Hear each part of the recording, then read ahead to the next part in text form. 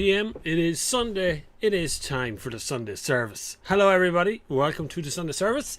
It is of course 2 p.m. on a Sunday, just coming up to it, about 2 minutes to 2 on a Sunday, and we're going to have a bit of Sunday service for the day, so hopefully you're able to hear me okay. It is a boiling hot day again. Thank you, weather. I know everyone says it's climate change, but geez, I can move with this kind of climate change for a while.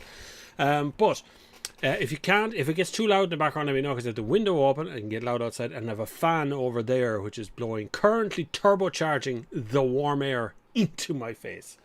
And so that's pretty good. Done some lights in the background as well. I have to make a small adjustment to the camera, because we started off with the camera already deciding it's going to focus on something else, not me. And this is all about me.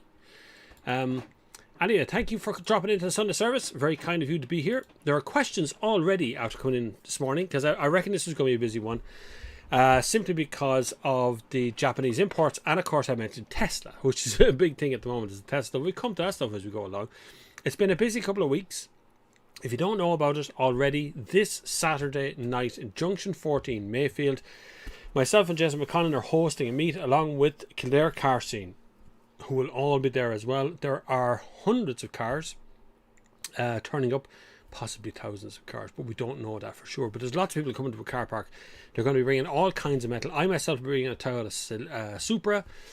Jason's going to bring a Nissan GTR, and there is a BMW i8 on the way. There's just, the cars that are coming will be absolutely outstanding.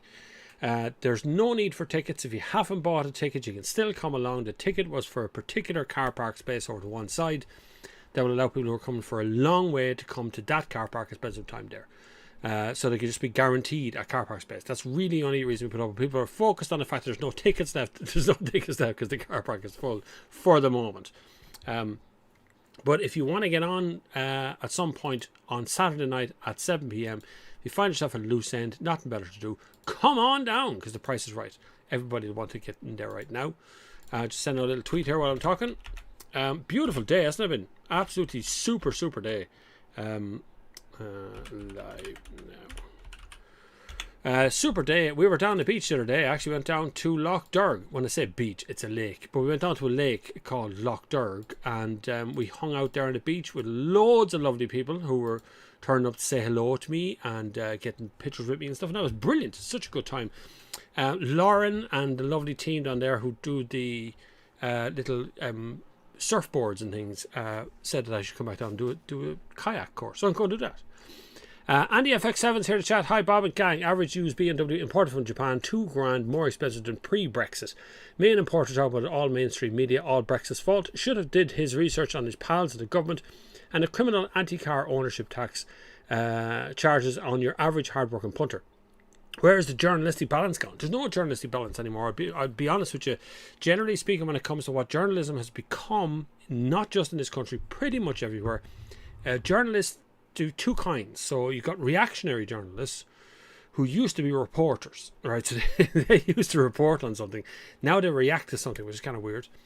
And then you have the other ones that what they do is you're interested in walls. So we find it 3 people who are for walls and 3 people who are against walls, and we start them in a room and we question them. That's not really journalism either. A good journalist would assemble all of the information and try and make a judgment call on it. That's kind of where we were a few years back, where we get a journalist to disseminate information and then tell a story and hope we're going to get the back end of it. Realistically, what RTE did, and what RTE does every time, I have to say RTE, the balance is really poor. Every time there's a car story, they go to a big main dealer who has a vested interest in the car industry. Then they go to the SIMI, who have a vested interest in the car industry because they're a lobbyist group for the car industry. And then they go to the AA, who have a vested interest in the insurance industry because they're an insurance broker. And make no mistake, the AA are going to be sponsoring this channel as well. But that doesn't mean that I'm going to be influenced at all by the AA's insurance abilities, right? So the problem is money. The problem is everybody has to make money. It's impossible for me to make money from YouTube, just sheer views. So you have to find sponsorship. Who wants to sponsor a car show? It's car companies, right? Car companies and associated things that are around the car industry. So if that's what I'm getting, you can imagine what RTE is at. You can imagine what Irish Times, The Independent, the Irish Examiner, any of those kind of places are getting. So the balance is balanced on money.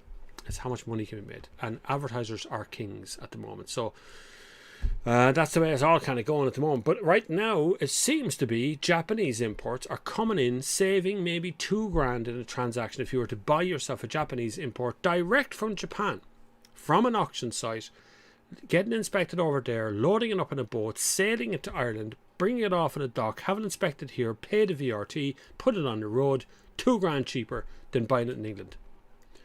Just think about that. Consider that moment in your head, how much cheaper that really is, and how scary that's going to get for the rest of the car industry. Because what's going to happen with the dealerships? What the dealerships going to do? They're going to immediately look at Japan and start bringing in all the cars from Japan over there as well. Because Brexit is a pain. It's not just Brexit's fault, but it is certainly adding to it. Even I know myself, we have our own shop, bobflavin.com. We get orders from England for hoodies, for big things, and we have to jump through hoops to try and get that out of the country into their country so it doesn't get turned back in the right documentation, all that sort of stuff. There's so much going on right now with that Brexit thing. It really is killing it. For cars, it's just as bad, and there's such a disparity, a huge difference between getting a car on the road in Northern Ireland and getting a car on the road in Ireland. I spoke to a man this morning at Junction 17, Portis Plaza. There was an Audi meet there today, Audi only, just a good few lads turned up, but it was only a handful of people compared to bigger meets. It was a lovely day out. All kinds of cars there, RS7s, there was S4s, there was S7s, standard kind of A6s and all, just lovely cars. But one guy was telling me that an Audi S4 Avant in the UK, that's Northern Ireland, per year insurance cost him €500. His tax, or it cost him £500. His tax is £550 or something. So all told, that year, that's all he pays for. That's it. That's it. We pay punitive taxes here to own a car. It's insane. Just crazy. Really irritates me to see the difference on the same island, how big a difference we have in taxes. Kieran McLaughlin, hi Bob, just bought a Mark 8 GTI Club Sport, good car, yeah, loved it. The only thing the red stripe in the car, asked for dealer, is this Irish spec. The only thing, no red stripe on the car, asked dealer, is this Irish spec. I thought the red stripe was standard on the Club Sport. I could be wrong though, I didn't really look. But I was sure that the car I had was a standard GTI Club Sport standard, was that with the light bar on the front as well as also standard. The red bar across the front, that is the light bar. It lights up as an LED. I was sure that was standard. Johnny Dub. Hope everyone's enjoying the weather. Having wheels off the wash today. Therapeutic. It is lovely. It's lovely. The therapy of this show brings to people's minds the ability to be able to sit back and relax and watch what's going on. Don't forget to hit the like button and the share button while you're in here if you can. If you want to support the channel, there's loads of links down below. You can even buy something on bobflavin.com if you want. That also supports the channel. But obviously, direct payment into PayPal account is a much nicer way to do it. Anything, it doesn't really matter what it is. This time of year, YouTube tends to flatten out as people go outside, less people watching. More kid-friendly content comes through, and kids will watch hours and hours and hours of YouTube. Adults don't watch hours and hours. They'll watch a little bit and then they disappear. So take-ins are always down on YouTube over the last couple of months during the summer. Then they come back again in winter time. But right now it's struggling, all right, that's for sure. Eric Rogers here as well. Afternoon, everyone. What a day, what a week. What a week it's been. Beautiful week, absolutely beautiful week. I mean, I know they're calling it extremes and they're calling it climate change and this, that and the other, but realistically it's just been lovely. Like, it's been so nice to have a bit of sun in Ireland that we'd never normally have. I know it's really hot. My Mercedes showed me 51 degrees. I put it on my Instagram, 51 degrees on the dashboard. I just thought, hang on a second, it's definitely not that hot outside. It's weird. Where were we there? Owen Anglem says, afternoon Bob, what an absolute scorcher of a week. It's been beautiful. I don't know if the weather's going to break today. According to the weather app, which I do look at, there's a great weather app that I use all the time, especially for filming. It's just the Weather Channel. It's free, doesn't cost anything. But I find it very, very good when my Wi-Fi connection is working properly. Don't tell me, Vodafone. I've had heartbreak with Vodafone for so long. Please don't tell me it's broken again or I'm going to cry. I had to fix it myself, lads. You've never seen such a ball ache of 3 days that I've had in my entire life. The Wi-Fi went down here, I think it was Saturday of last week or Friday night of last week, one or the other. And it does this. Every once in a while it goes down, but then it didn't come back up. And I kept looking at it, unplugged things, plugged it back in, called people.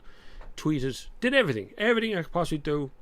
They were all fierce nice and all on Twitter, but did nothing until Monday. Nothing. So the whole weekend we were without any Wi-Fi or any phone, any television. So television and Wi-Fi disappear as well. That's what happens. It's all gone. So we end up watching things on my laptop, trying to stream it through phones. And anyway, it comes Monday, Tuesday, still no resolution. I pulled out the power cable that connects the Zero box to the power unit, put in a random one I found around here, and lo and behold, it worked. Fixed. But we still didn't have any television because I unplugged the TV one to plug it into another. Oh, it's just complicated. So I'm still broke. According to the Vodafone system, I don't have any television still. And it's over a week now. Well over a week. And they've done nothing. I've had no engineers out, nothing. So Vodafone are going to be thrown in skip. We're going to get someone else in instead. Happy Sunday, Bob. Hope all is enjoying the weather. Thanks, GC. Kula Bula Lula, yeah. Hello, Aidan, Mem Master, and I can't pronounce that name. Kevon Doherty. Hello, JP Delvin. Might take my 272,000 miles superb for one of your meets. You can if you want to. Everyone's welcome down to the meets, lads. You don't need to book a space and just turn up. That's what meets are for. I was watching one man this morning who turned up to the meet. I won't say who he is, but he turned up to the meet. And he just stayed in his car. He just kept the door closed. And then he opened the door and he went to the back seat. And then he went to the booth bit. And then he got back into the back seat. And he sat there like, you know, just get out and talk to people. Honestly. Most lads are more than happy to talk about their cars. 272,000 miles is a fair whack of miles as far as. Hi, Bob and Kang. Hope all is well. Listening from work. Command Brian McDonald's in work. Meme Master. It's been too warm. No, it hasn't. That is sacrilege to be talking about. You know what? You'll miss it when it's gone. That's what happens. Same as lockdowns. You miss them when they're gone. We're all conditioned now to like lockdowns. So, so we'll have to get unconditioned from lockdowns. But it is. It's been very warm. It's not too warm. It's been very warm. Fairness, it was 30 something the other day in my backyard, which gets very little wind but a lot of sun. It was 40 something degrees in direct sunlight. It was really hot. But we put up a little canopy and all. Was it you in a walk us on a Friday on a black BMW? No. Last Friday? No, I don't think it was around last Friday. Walk us on. It wasn't a Beamer anyway. Derek Skinner, do you think the ESB want people to own EV cars that don't think they have the capacity? Well, they don't currently, right? So if you were to look at the last week, like we have wind farm here not far away from where I am. And going on the motorway, you can actually see all the propeller things. All of them are stopped. There's been no wind in Ireland for over a week now, right? So all the wind-powered yokes are entirely useless when there's no wind. So there's a problem straight away. Now that means that to bring the coal-fired stuff or the turf-fired stuff or the hydroponic stations or whatever other stations they've got, they all have to come back online. And that's a real issue. I think that's the biggest issue for us right now is we're putting a lot of emphasis on wind, and I love it. It's great. It's totally renewable. I get it. I have all that in the bank up here. No problem with all of that. But the problem is when there's no wind, which can happen in Ireland, and it's happened for the last week, then there's your issue straight away. So if I have to figure out how to do this again. If I flick over to a picture. That it? No. Hold on a second. Working on something here. Yeah, that's it, I think. That has mic. Is it?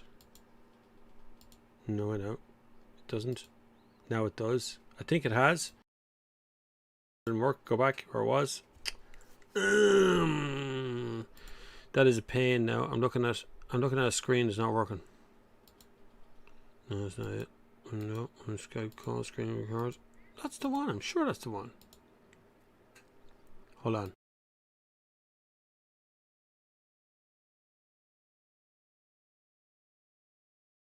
Stupid. Sorry, I can't show it. I don't know why that's not picking up the mic anymore. It used to pick up the mic all the time.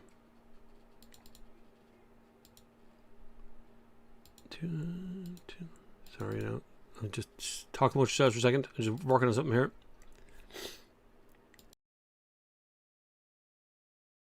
2, 3, 1, 2. There it is. That's working. Haha, gotcha. Right.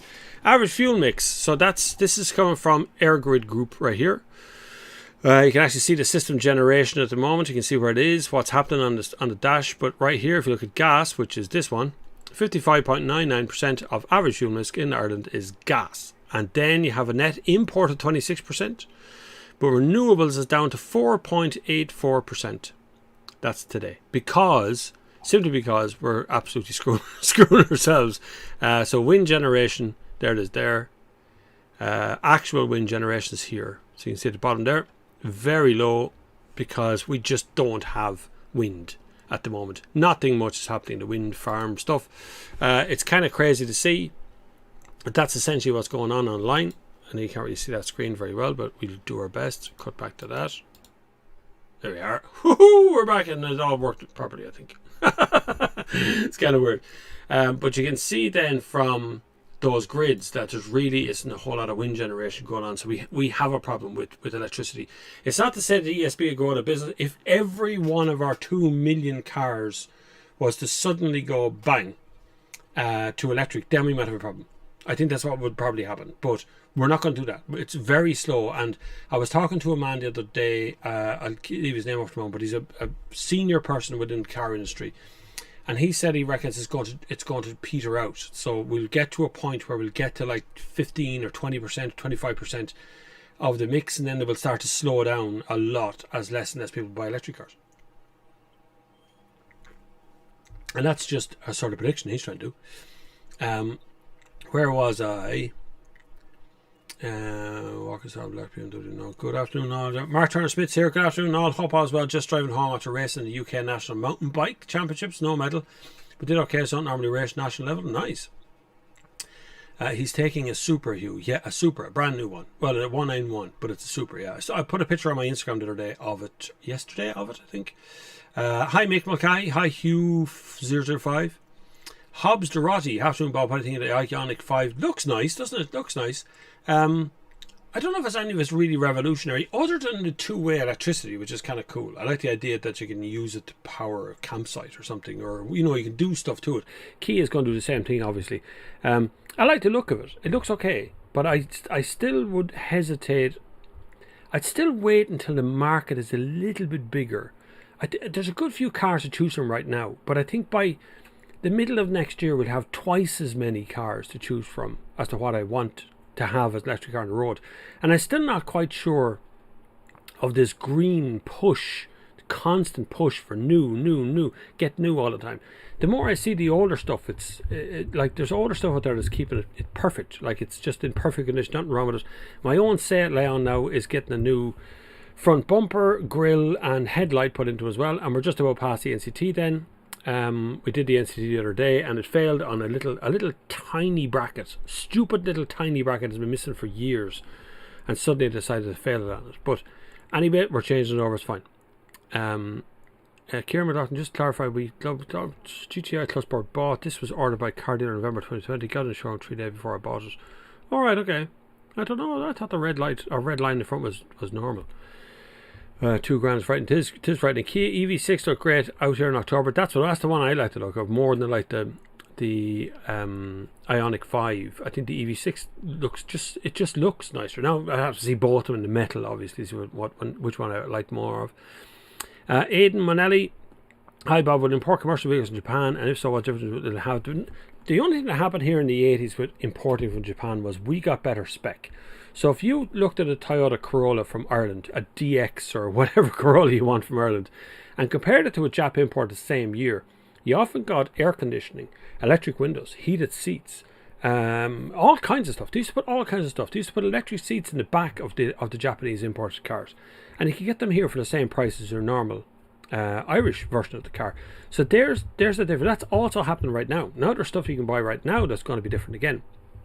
They drive the same size of road as us. They've actually got around the same CO2 emission stuff going on as we do with our NCT.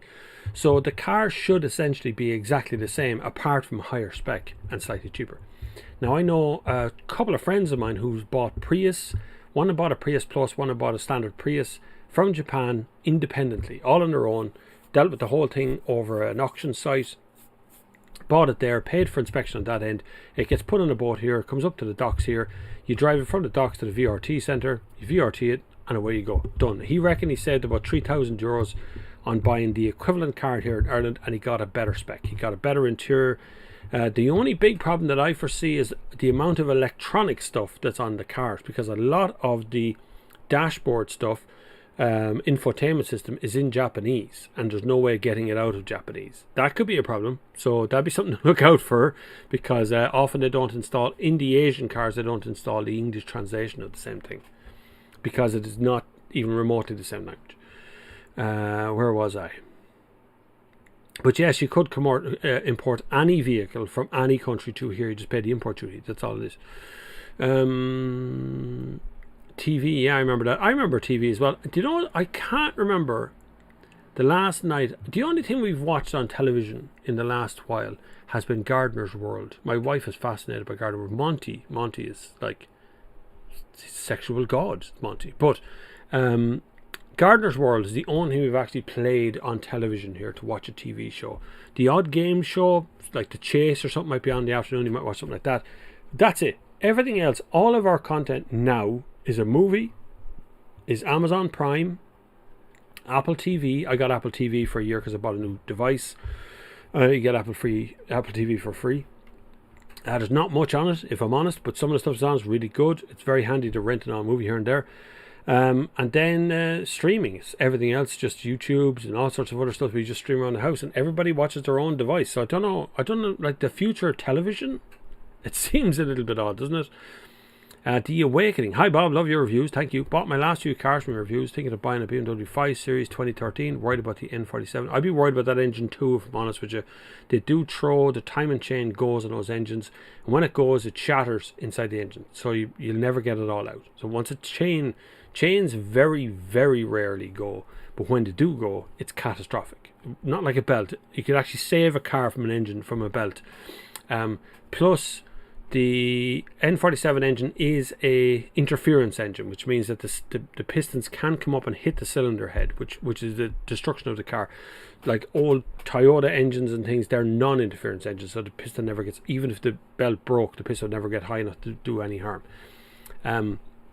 Be really careful. Make sure all its recalls are done. They're a great car, but just make sure every single recall is done on them, and there's nothing left outstanding, because if it goes, it's going to be all of your money going into the engine itself.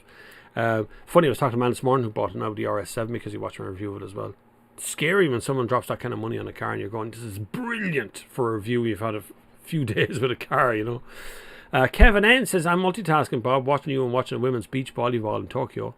I saw a thing about women covering up in the volleyball. Did you see that? There was some, was it Norwegian team or something, wanted to wear kind of, I'd like boxer shorts, I'd say you'd probably call them, a little bit longer, down the thigh leg ones.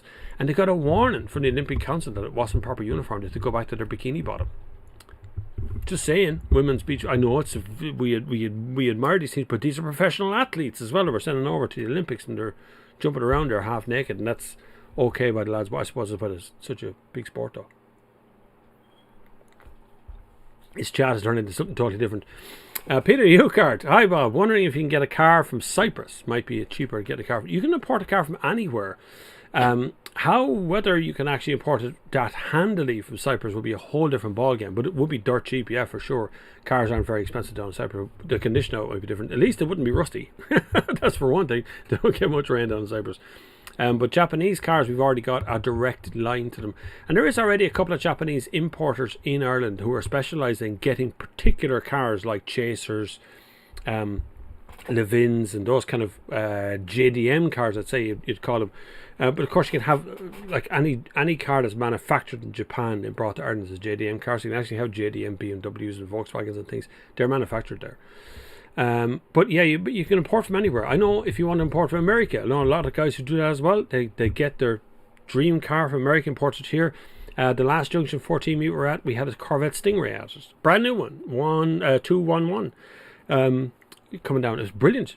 Brilliant to see. He got it from America, imported it into, he took my advice, he imported it into Holland, paid 10% import duty into Europe, then brought it to Ireland, paid the VRT. Now it's an Irish car. Amazing. Mark Pales, bring on the rain. Shh, don't be jinxing it. Shush. It won't rain today though. My weather app currently for Ireland Day says no rain today.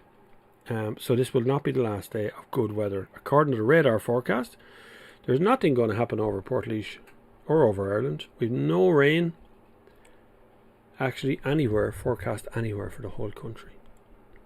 See? Don't mind the Met Éireann and all that stuff. Just look at your weather app. They're brilliant. Dilbert says, well, Bob, putting finished touches on a COVID Project 80 Series Toyota Amazon. Bloody hell. Glad to listen in the background. Happy Sunday. That's a nice one. Let's see that. We'd like to see that. Thanks. Bring it along. Kevin N. When is the BMW i440 available for you to test drive? BMW candidate price very aggressive here, starting at 55k. ID4 77 kilowatt is 45k here. Whoa, that's a bit of a difference. Don't know. BMW very slow in Ireland to get things out, just to get them moving and get things happening for electric cars. We already have a decent electric market here, so it's quite hard, I suppose, to enter it into with that kind of stuff, you know. But we'll see when they come out. Speaking of electric cars, where we're at, Tesla have announced that they are opening their chargers for everybody to use. Now, they haven't said how much that's going to be, and they haven't said how they're going to do it. I have already seen queues at Tesla chargers in Ireland for Teslas, just Teslas, right? There's 8 chargers down in Durrow for Tesla superchargers, and there's regularly 8 cars at that charger. Even I got text messages this morning, people who charge up Teslas ask me how much it costs now. The price is the problem. So if they open the chargers for everybody and then they say it's going to be €1 per kilowatt, no one's going to use it, right? Unless you're desperately stuck. Everybody wants access to the Tesla chargers, but actually the software is different in Tesla, so you won't charge the same speed as Teslas do at a Tesla charger. Again, we don't know the detail behind it, whether it's going to be throttled, whether you're going to pay more for it, whether it's going to be really expensive, it could be really cheap. There used to be an old, the first Model X's were free to choose on the chargers. They're still fetching big money because you can charge up for free power, like forever. Galway or Mayo? Oh God, I don't know. I'd have to pick Galway because my relatives live in Galway. That's the only reason I pick Galway. I wouldn't know anything about football or Gaelic or that. Make sure you hit the like button. Thank you very much. And click the share button. Nearly 200 here is 51 likes. Like, you know, I know somebody's watching television, so you can't click a like button because there's no like, but you can scroll down and find it. You sound like you're in a box now. Do I sound like I'm in a box now? Oh, I know what it is. Yeah, I know what it was. I had to flick over to do the screen. Yeah, that's all right. It's working now. Eric Rochard, keep hitting that like button. Thank you very much. Only a handful of likes here today. Automotive L3, afternoon Bob, great show as usual. Thank you very much for joining in. Take me Schnapp. If you're a person who has not much knowledge on the workings of your car and leave the car in for service, how do you know if it's been serviced? You don't. You have to take your chances. There is some telltale signs about being serviced, so you can pull the oil dipstick and just have a look and see that the oil should be golden brown. It should look a little bit like honey when it's fresh, brand new, fresh stuff. The filter, the physical look of the filter, it should look brand new. It looks like it's spun on. You can open up the air filter and have a look at the air filter yourself. See if it looks clean, looks done out. Air filters are not part of a basic service. A basic service is usually an oil filter and oil change. That's pretty much it. Spark plugs, you have no way to tell them whether spark, unless you take them out and look at them and see if you can tell. And the same for glow plugs. You won't have a way unless you actually physically see them. But I would suggest any place that got caught saying they serviced the car, spending the money for service of the car, and then they didn't service the car, would be in business for 5 minutes. Because that kind of word spreads really, really fast in a car community. That puts people out of business. Any sort of leftover doubt in people's minds, and everybody gets very upset about it. But really, you're checking the oil will be the main thing. Just pull the dipstick out, make sure it looks like honey, and then you've got fresh oil in there. If it looks black or looks really blackened already, that's not terribly fresh oil. I would be a fan of dropping the oil out of the oil sump as well, rather than using one of them siphony yokes. I don't think those siphony yokes pull out all of the oil at all. I think they leave bits in there. I'm just saying. I know mechanics are going, it doesn't really matter, it's easier to siphon out to the top. But I just think the siphon doesn't do as good a job as gravity. There's a Jack McDonald show. How are things? Not bad, Jack. Thank you very much for dropping in. Meme Master, what do you think of the future of fossil fuels selling second-hand dealers? Will it become more exclusive to the market, or will it die a death? So the way we're going right now, the way it looks right now, is that electric is taking the lead. But I actually think that there's things happening in the background that we don't know about all the time that's going to keep combustion engines keep on coming. Mercedes are developing I'm driving a Mercedes this week, PHEVs that are doing really well. They have electric PHEV, they have a PHEV diesel and petrol. You got BMW, who've been developing really, really good diesel and petrol engines for a very long time. They're going that PHEV route as well. They're all doing that, and it's not just because they want to run out the last of their engines. It's also because there has to be a future. Because Ireland is a tiny little island on the west coast of Europe. Well, the west coast of England now, but the west coast of Europe as well. But that little tiny island is grand for electric cars. But when you're living in France and you're driving over to Germany, it's not as straightforward as it may seem. Very few electric cars, although the newer ones can do good mileage, very few electric cars can actually do a whole commute, all of your day's work, and not need a charge at the end of it. They all need a charge at the end. And it's that thing that's actually kind of sticking in people's minds, I think, more than anything. That's the sentiment I get from people, the concerns I have for people out there. They're interested in electricity, but they're too expensive. They're still vastly overpriced. The price of electric cars, the price walk from a standard petrol to an electric car is vast. It's a chasm of a thing. And the price of cars overall in this country is far too high. I don't see a future to having as much of a share of diesel in the market. I think the diesel share went up to 70-80% year on year. But it's back down now. It's way back down. More people are buying petrol, which weirdly is more CO2 coming out of it than diesel does. But and yet Eamon Ryan is talking about get rid of all the CO2s. But the thing is, the CO2 part is not the real fight. It's NOx with diesel and other gases. But like they've never been as clean. And yet here we are again, back in that same sort of problem. Let's get rid of diesels. Let's go electric. What happens when electric is the problem? It's not working either. They say it's clean, they say it's better, they say it's nicer, but they're still mining stuff out of the ground, right? Still making new stuff. It's not that much better. They say, I hear, I understand, it's my understanding, I keep saying those sort of things, that electric cars cost more in environmental damage and CO2 to manufacture than a petrol diesel car does in the manufacturing process alone. So anyway, you can't get any bleeding cars at the moment. There's no battery, there's no chips around. A lot of VWs coming in from Japan, for sure. There's loads of them. VWs, JDM cars, Japanese cars are manufactured in Japan, along with European cars are manufactured in Japan, manufactured in that part of the world. You'll find that Korean cars are the same. If Hyundai and Kia are on sale in Japan, you can import a Japanese version of those cars. They're all there. The Jap import thing is going to be big business, and anyone who's ignoring it at the moment is going to be silly. You're going to get your ass handed to you later on, because there's people who are negotiating their way into that segment of the market right now as being expert Japanese import cars, because it's not something that the general public would take on usually by themselves. They would try it in the UK because everybody speaks English and everything's written in English and everything's okay over there, and we've done it for years, so they'll chance it there, but they're not going to chance it in Japan, because you're dealing with someone on the internet, you're dealing with money exchanging hands and things going into escrow and all these other things that has to be dealt with. That's a whole different ballgame. And anyway, there's a shortage of second-hand cars in Ireland. Mad shortage of second-hand cars in Ireland. Front 242. Hi Bob, want something a wee bit better in my mid-50s. Is a Kia Stinger any good? Still to commute 40 miles a day? Yep. What with 2 litre as opposed to the V6? Economy and speed. I like the Stinger. Love the Stinger. I think it's a lovely car. Hugely overlooked. Actually, it's kind of expensive here as well, but very much overlooked. It's a great car to drive. Either one, 2 litre or the V6. V6 is lovely because it makes great noises. The 2 litre is nice. It doesn't make as good a noise, but it's still a nice car to drive. Kia outdid themselves, I think, with the look of that car. Very rare to see one. When you do see it, it stands out a mile. It'll make you feel special all day long, and you still have to do your commute every day. Graham Cullen. Hi Bob, you talk about a lack of second-hand cars in Ireland. There, I see BBC went to be report about a UK car owners holding onto their cars and higher demand for used car, driving prices up in the UK. That's what's happening here as well. Average age. Now, cars are selling well. This is the dilemma of Ireland is this.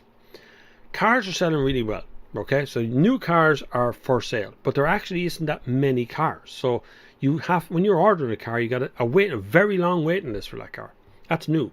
Used, the problem there is they're very healthy sales for used cars. People were in an average 8-9-year-old car are now upgrading into the last 2 or 3 years. But where are those cars coming from? Because we never have enough cars in this country. We've always supported them by bringing in more from the UK, but where are the cars in the UK now? Because people are holding on to cars over there. They're getting stuck looking for cars. The Northern Ireland are basically sold out. So when you start to look at some of the dealerships, and I work with Kiri's car store in Dublin regularly went from, I suppose, 700-800 cars in stock across the entire nation to maybe 300 cars in stock for a while there. It's coming back up again, but they're not the only ones. Culmore Cars, same again. You look across all those places that are bringing in large amounts of used cars in from the UK, and you can see that they're struggling to get stock every day. It's getting harder and harder to get stock as the UK is running short. And when the UK runs short, we're on the back fence straight away. So it's going to drive up the price of used cars here. I seen an 07 car this morning, a guy looking for €7,000 for it, and you're looking at it going, why would you pay 7 grand for an 07 car? But it's happening. It's happening because they know that they're starting to get that kind of money. I know dealerships that are ringing up lads off Done Deal and adverts and everywhere else, buying their car used from them direct for the dealership just to have stock of the cars. It is that kind of that sort of desperate out there right now. I don't know what we're going to do about it because we drive on the wrong side of the road. So it's not like we can ring up France and go, hello, we need 100 Citroens or something. We can't because they're all the wrong way around for us driving. It's crazy, isn't it? Mark Turner's been taught with non-EV ban 2030 nobody will have any choice in new cars like myself. The guy said he was thinking the ban unrealistic, happened due to the infrastructure lacking. Yes, now, so the ban that everybody's talking about, the 2030 ban is on manufacturing new diesel engines, new combustion engines from 2030 onwards, right? Now, every industry person I have spoken to about that ban says there's no way to achieve it. It is impossible to just go, we're finished. No more diesel or petrol by 2030. It's all going to be battery now. We can't get enough battery now. It's crazy. We can't get enough cars now. And now we're going to put all the eggs into the basket just saying, right, electric is the only way forward. So most of the industry analysts I've ever talked to said they're going to start appealing that ban. They're going to start pushing to get that ban overturned or extended by another 10 years because it's just not possible. It's not possible to achieve.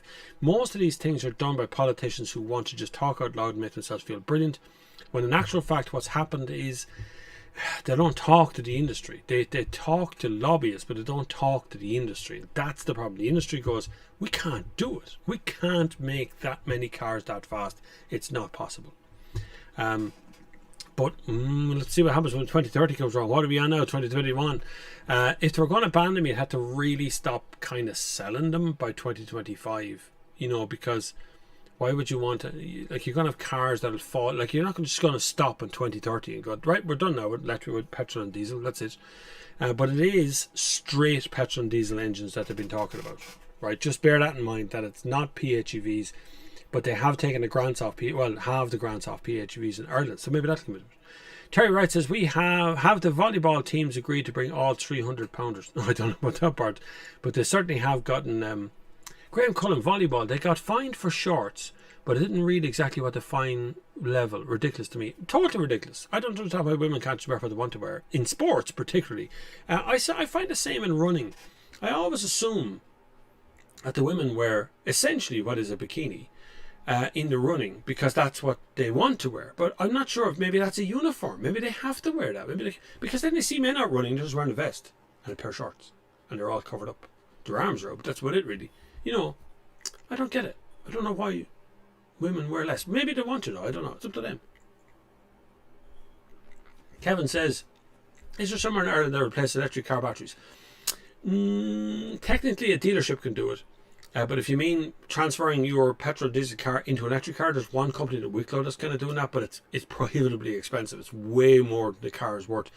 4 or 5 grand easily for any car, no matter what the car is. But they are changing cars over. You can do that yourself. There is kits that can be bought online. Now how safe they are, I don't know, but there is kits you can buy online to convert a petrol or diesel car, a standard car you're driving, and puts in a battery pack into it. How successful that is, or how useful that's going to be to you, I don't know. I mean, I was talking to Andy Buckley the other day, getting work done in his place. He does Andy Buckley crash repairs in Kildare. Look him up, he's a really good guy. He's painting a bumper for me for my Leon. We're going to do stuff with the car. We're doing stuff this year. But I was talking to Andy about it, and we wanted to do this little project where we take the running gear from a Nissan Leaf and put it into something else and then mess with the torque on it so it gets 100% torque all the time and make a race car or something. We were just spitballing. But it's interesting to think of someone who's a complete petrol head going, what can you do with an electric car? What can we push it to? How hard can we make it to go? Which I think is a good idea.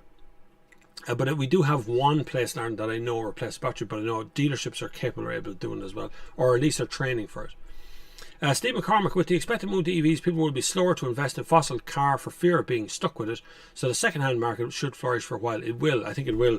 I think there's certain things that are going to change. There's still things that electric motors, engines, and batteries, or whatever you want to call them, can't do. But I think we'll get through that over time. Depending on, it's all about business. It's all about whether business will do it or not. Like I seen a Tesla truck, the big rig truck driving around in a video recently. But they didn't say was there anything in the trailer, or was the trailer just one big battery, or how they were doing the battery part of it. They just don't seem to be able to get this going in a commercial sense, that once businesses do it, we're sorted. Like, for instance, we've done nothing to address the fact that businesses in Ireland can claim the VAT back on diesel, but they can't on petrol, and they can't on electricity.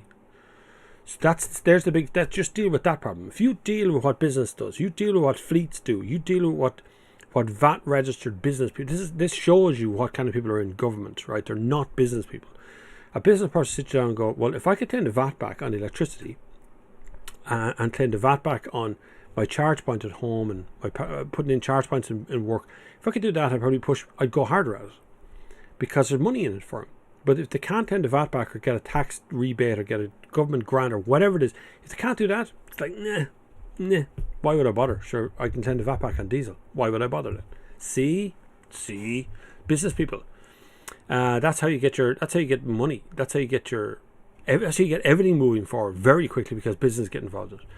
Graham Cullen, rain. Thankfully, Edinburgh are due some next week after a hot day tomorrow. Well, we're on water restrictions here at night time, and yet we had a massive downpour the other day. We were driving down to the lake, Loch Derg, second day in a row. We're going down to it, and we got stuck on the N7 because a vintage VW camper van went on fire. I had it on my TikTok and I had it on my Instagram and stuff, but it's an old vintage VW van, and it just burnt to the ground. And when I say burnt to the ground, you could no longer make out it was a car or a van. It just, crispy wheels was all that was left of the thing. It just completely burnt down. It took a long time for the lads to put it out. We were there for an hour and a half stuck in traffic. Met some lovely people. We were all sitting outside the road having a chat. It was a lovely time. But an hour and a half passed among nice people. We still got stuck there for an hour and a half though. So we ended up just going to Barack Obama Plaza. That's still embarrassing to say, lads. You need to change the name of that. It was Moneygall Plaza, and then we just went home again because it got too late, because we just like burned all the time there, and then the thunderstorms ahead of us and stuff. So we'll go back down to Loch Derg again. It's a great place to go.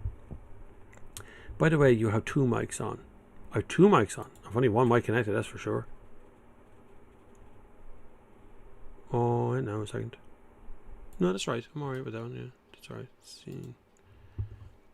Audio input capture. Mic aux. Is that working? Which one's mic aux? Hold on.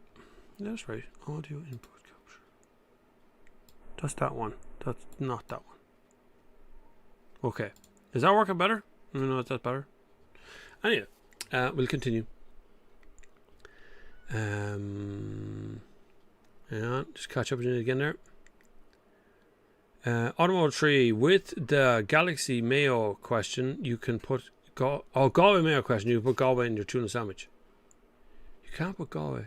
Oh, mayo. Oh, mayonnaise, of course. Oh, mayonnaise. Yeah, sorry. That's a joke not intended for Irish people. Everyone's instantly like, well, no, mayo in a sandwich.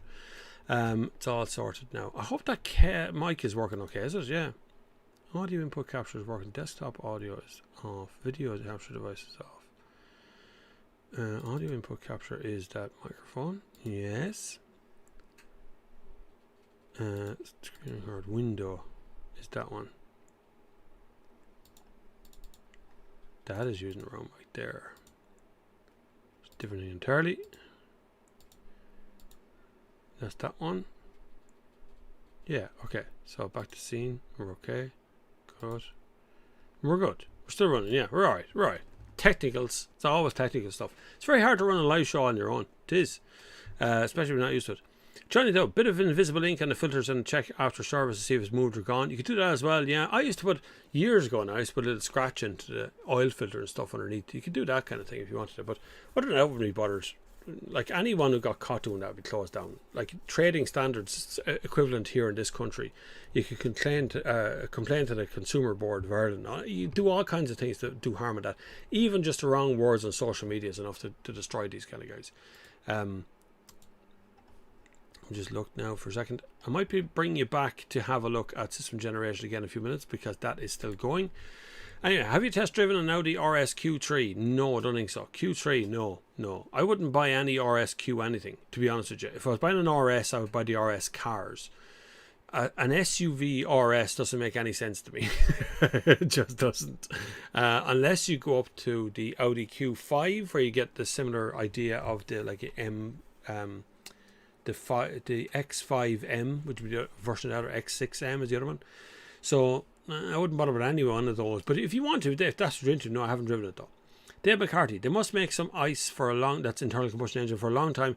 Many places in the world don't even have reliable power for homes and own luxury like an electric car.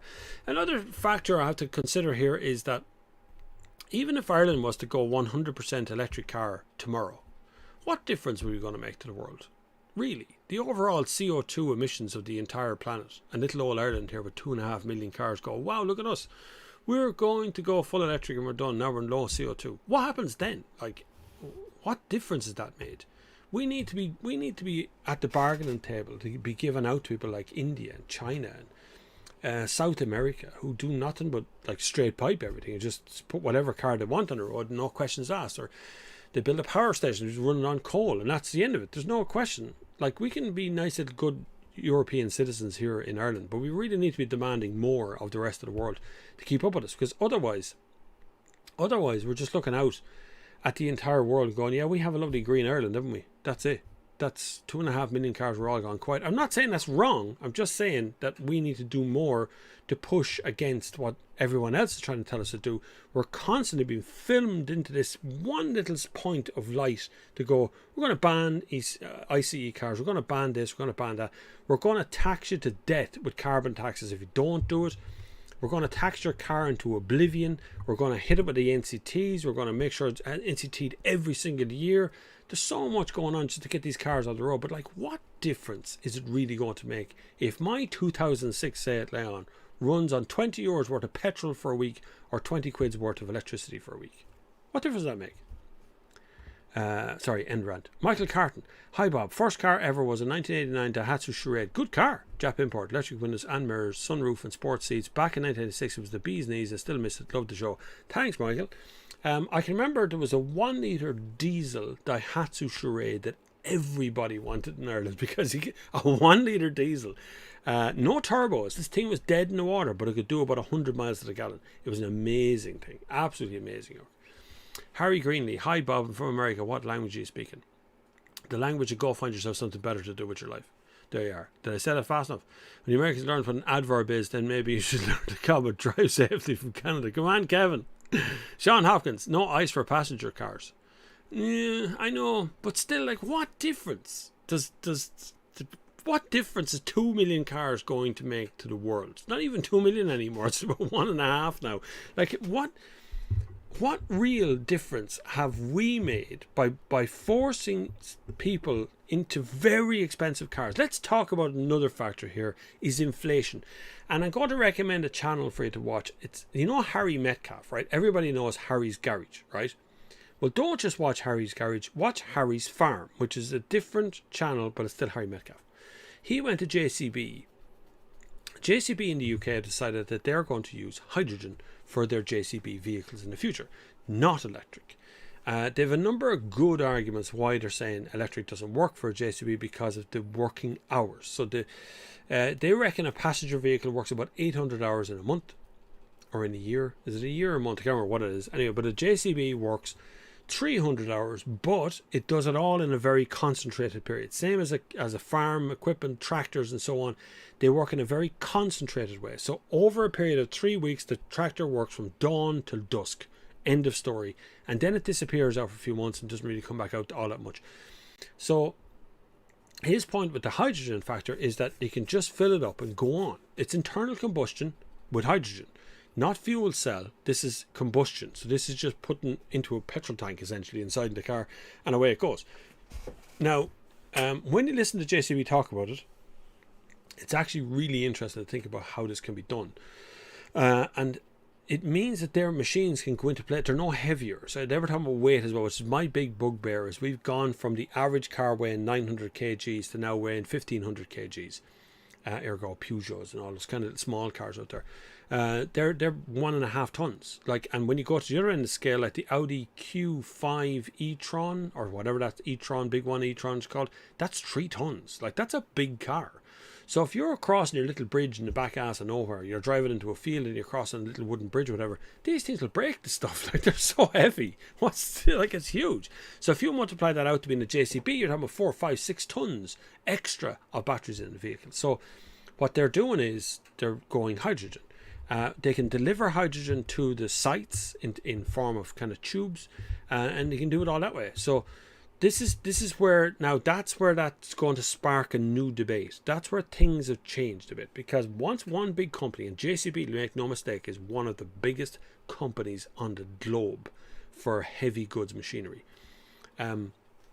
All kinds of stuff as well, big diggers, massive quarry diggers, all that sort of stuff. They do all that kind of stuff, and tractors, fast tracks, all that sort of, that's all JCB.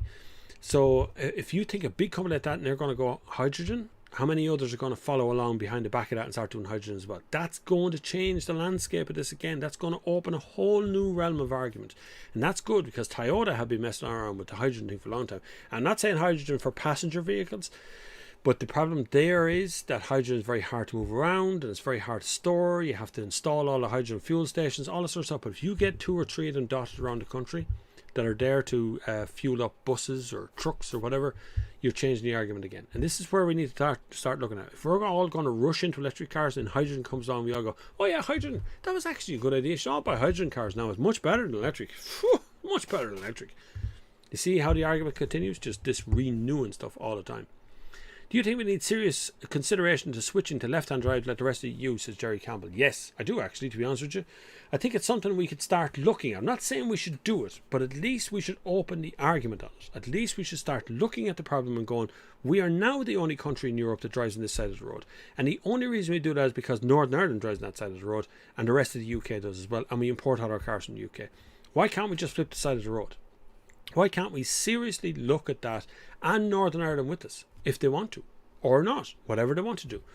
This is done through African countries all the time. We always think of African countries lagging behind Europe, but they don't, you know. There's a lot of African countries out there who are first world countries, 100%, and they drive on the side of the road they want to.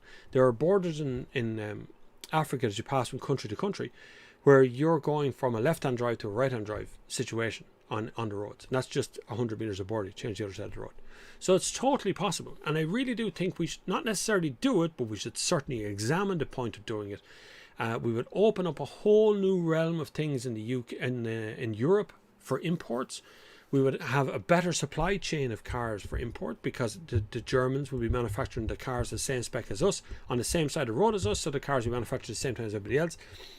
It would just change everything here. And I really do think it would be a massive difference for us, particularly us in this country, to be able to drive on the other side of the road.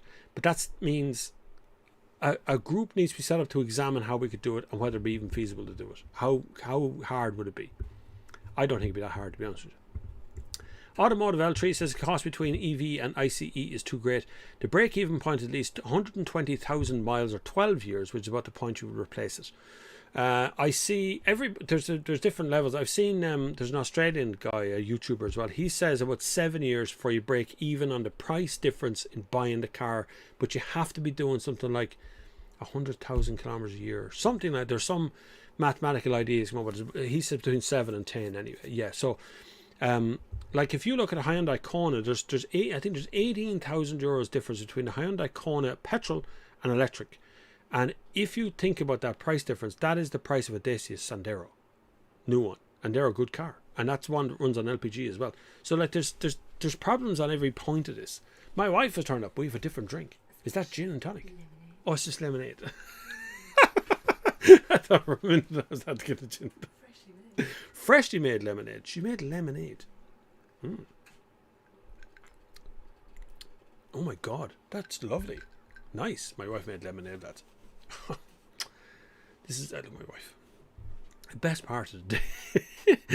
Anyway, yes, about 12 years according to Automobile 3. But if you look at other ones, they say 7 to 10 or whatever it is around there. But if you take into account the CO2 emissions, cost of manufacturing, battery power, mining, all that sort of stuff, you're probably right. I'd say about 12 years before they even get anywhere near how much it costs to make an internal combustion engine, which is made very quickly. Brian O'Sullivan, hi Bob, I'm 29 and looking for a 2020 Kia Exceed 1 litre turbo petrol for 22k. Any thoughts on the Exceed, how it drives, alternative would I consider, the interior? No, I like the Exceed, always did. Exceed is a seed with a sort of plastic fairings around the wheel arches. They raise the suspension a little bit, so it looks like a sort of a small SUV crossed over with a standard 5-door hatchback. It's an interesting car. The 1 litre turbo petrol has proven itself to be okay. I don't see too many people complaining about them, so they seem to be working. My neighbour bought an XC. She bought the PHEV one, so they're around. I've seen a few of them around. They're pretty good. Nice looking car. It's stylish as well. And I can't remember where I went for XC. Was that the south of France? I think I went for the XC launch of that. It was a great old launch. Kia launches are usually pretty good. Ross Worrell says, this is my first YouTube live. Congratulations. You have now popped your cherry of YouTube lives. This is live. Yes, it is live. We don't stop. Martin Smith, good point, Bob. What on earth would manufacturers do with surplus combustion engine car stock? As you point out, production can't just stop buying on certain time of day. Well, you can't. You can't. You think of the... And let's look at another factor here, is supply chain. Supply chain of manufacturing engines, manufacturing anything, has a chain of things behind it. And car companies have that same chain. Car companies make engines. I've been in factories. I've been in a Peugeot factory. I've been in Wolfsburg. I've been places where they actually make the engines. They actually put the whole thing together. But they don't make them. There's loads of other engines. You know what I mean? There's loads of things that are happening out there. They've got all the different kinds of engines out there as you can possibly imagine. And they're all put together by different people and different components. Continental will be a big part of what goes into plastics and engine stuff. So there's tons of different parts and components. And you can't just go, good luck, that's it, we're finished with you. That's it. What about all those jobs? Where did all those jobs go? They all disappear, right? So Volkswagen announced earlier on this year they're going to dump 18,000 employees over the next year. And however he said it, it sounded like a positive step. He made it sound like a positive thing. Like, yes, we're going to get rid of 18,000 employees this year because we're leaning up the operation. We're management heavy and we want to do this. And sure enough, that's exactly what they're doing. And that's going to continue. That won't stop because there's lads who make components for engines that won't have a job after 2030. That job will be gone. Some will retrain. Some, but not all, that's for sure. USB mic. Yeah, the mic's okay though, right? Everything's running okay. On this end, I see audio everywhere and all is okay. To me, says M. Jones, the distance electric vehicles go needs to be more than double the realistic for most consumers. That's not even factoring in the mountains and minus 20 weather. That's a good point as well. The variance, and I know petrol and diesel cars get less fuel economy in winter because we run the heaters more, but they're more predictable. I've seen electric cars, you know, you're going on the road and you reach a mountain in Wicklow and all of a sudden you're not going on the road as fast as you were a minute ago because you want to save as much electricity as you can. How many times have you been up the motorway, you're overtaking a car, it's in lane 1, it's doing 100 kilometers an hour, it's maybe even doing 80 kilometers an hour. What is it? An electric car. This happens all the time as people are just scared to do it. I don't think you can slow the world down, lads. I don't think you can say to people, you should be driving 100 kilometers an hour. You should. Yeah, we should. It doesn't necessarily mean I want to. And then there's petrol heads as well. People out there who just like the freedom of driving and they want something that's noisy and is good and fun to drive. And they want all that. And they're not willing to sit back and just hoover along an electric car. I kind of like it. I've gotten sort of used to it, but I don't think everybody will. Dave Davis, hi Bob, I heard in the USA you cannot park your EV car in the basement of an apartment block, for example, because of fire risk. Any restrictions like that in Ireland? We don't have restrictions, but there certainly will be questions asked about electric car fires. America got a bit of a fright simply because if you look up some of the websites, you'll find that there's absolutely tons of electric cars that have been sold in America. It is very high ownership level, and it's such like. The queues on bank holiday weekends, on holiday seasons for electric car charge points, I'm sure there's going to be problems. America tends to be the focus of a lot of stuff because it's English speaking, It's fast moving, and also they have such a variety of vehicles over there that when one goes on fire, that's what we hear about. So we've had Tesla fires that could be put out for days. People have been, they probably bring in some sort of fire restrictions as well.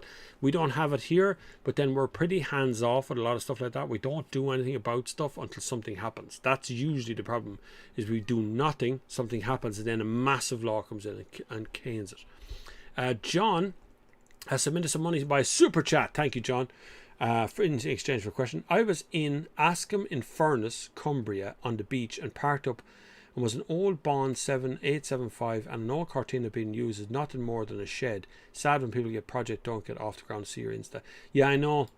Once a project starts, it's very difficult for me when you're out wandering about the countryside, or you're driving about and you're looking at stuff, and you spot a little piece of metal through the hedge, you have a look, and it's obviously like a Capri or something that someone's after starting. They bought as a project, and then they lose interest in it, or it becomes too expensive, or it's just too time consuming, or whatever, and it gets put into the yard and starts to just slowly disintegrate into its own footprint. That is scary.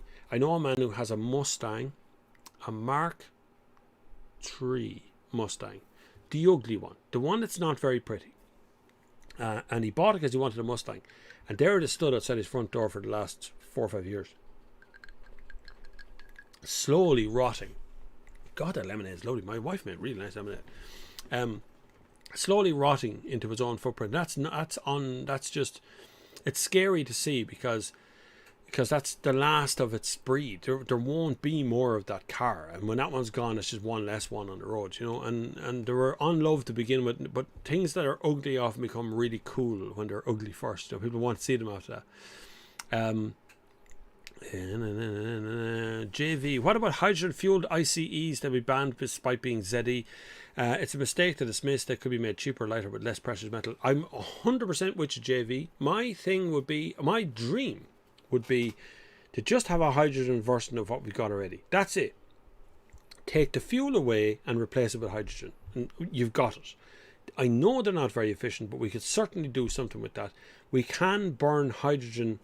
It's hard to say use the same terminology as a petrol engine, diesel engine.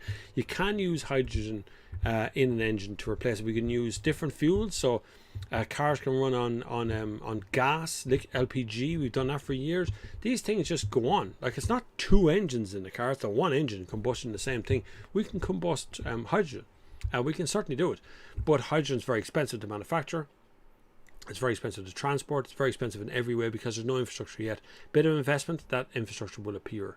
And I'd love to see it, because I really would love to see an alternative to electric. I know electric's good, but we need some sort of alternative. We can't just put all our eggs into one basket and go on again. We did that with diesel and it didn't work out.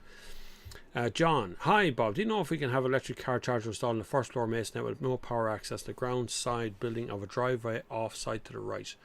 Well, there's the problem. The problem is the length of the cable from the charger is going to be a problem for a start, right? So the charger box has to be within a certain distance of the car. You can't just have the one cable draped across the ground. Insurance risk is huge. Longer cable have their own little electrical problems too. If you have a separate bill than the other people in your house, so if you've got a bill coming to and it's in your name and it's coming from your meter, that's the thing. It has to come from your meter, because otherwise there's this great big pool system that works in most apartment systems where you don't get an individual bill, you get a bill for all the apartments. That can cause problems. And on the first floor you can't do it. The charge would have to be on the ground floor outside. There is all kinds of problems. There's a guy, Des Mulhare Electrical. If you give him a call, just Google Mulhare Electrical, you'll find his phone numbers on the site. Give him a call and talk it through with him. He'll tell you what to do as to what you can and can't do at the moment. There is stuff happening around apartment blocks and around putting in fast chargers for apartment blocks. It is happening, but it has to be a unified approach. We can't kind of make a solution for that apartment without thinking about the other apartments and where their charge boxes all go. You know, everybody needs a charge box. Model Farmer. There's Shay DC over from TikTok. Shay has a TikTok channel. It's a young man with his own TikTok farming channel. It's a model toy diorama, is what you call it. William, Managed to get a quote of only 1,700 on a petrol Focus ST at the age of 19. Did a lot of ringing around. You see, the more ringing around you do, the more the quote's going to be. My insurance is up for renewal very shortly. I got my renewal quote in the post, and it's very high compared to what it was last year. They've done it again. It's the same stuff. This nonsense that the insurance companies are going to be taking to task over the prices they're charging for insurance is garbage. It's garbage as far as I can see. First thing that's happened is my new quote has come out and it's like €200 more expensive than it was last year. And nothing has changed. The car is the same, the house the same, the address the same, the person is the same. Nothing has changed. Just everything is 1 year older and it's now £200 more expensive for some reason. So I'm going to phone around. And when I phone them up, I know what's going to happen. I phone them up and they'll go back down to the price they were last year. It'll be the same thing again. And you think you saved money when you didn't. You paid the same price you paid last year. It is scandalous what goes on with insurance companies at times, what they try and do and how they try and do it and how they behave amongst people. It just really drives me absolutely mad. But insurance is a whole different ballgame, and I guess, oh my god, ring everybody. But I'll be doing that. I'll make some TikToks and Instagram posts and stuff out of who I call and what I get and how I get the quotes and things, because I always pay the least amount of insurance, but it does take me a whole bleeding day. Government should tackle construction and agriculture in regards to CO2 emissions. Well, we have to go at it. Oh, sorry, there's a first half of that. Dynamic Frames says, hi Bob, sunny Scotland. Surely it's more ecological to keep a car that's already made running until the death rather than trading it for new electric. That's my determination. I'm told that's wrong, but that's the way I would see it. Not making something new is the best way of protecting the environment holistically. Not necessarily CO2 emissions or whatever, you can think about that differently, but if you take out everything else, all the manufacturing, all the refining, all the stuff that has to be done to a car before it gets to your driveway, none of that has to be done if you don't buy another car. None of it's all done. It's all done. So my 2006 14-year-old Seat Leon, 15-year-old Seat Leon has paid its price in CO2 emissions over and over again. It passes the CO2 emissions every single year, and the NCT it always has. So who's wrong? Government should tackle construction and agriculture in regards to CO2 emissions. I don't know if agriculture really is the problem. I think agriculture is part of the problem, and I think construction is part of the problem. But I actually think it's us.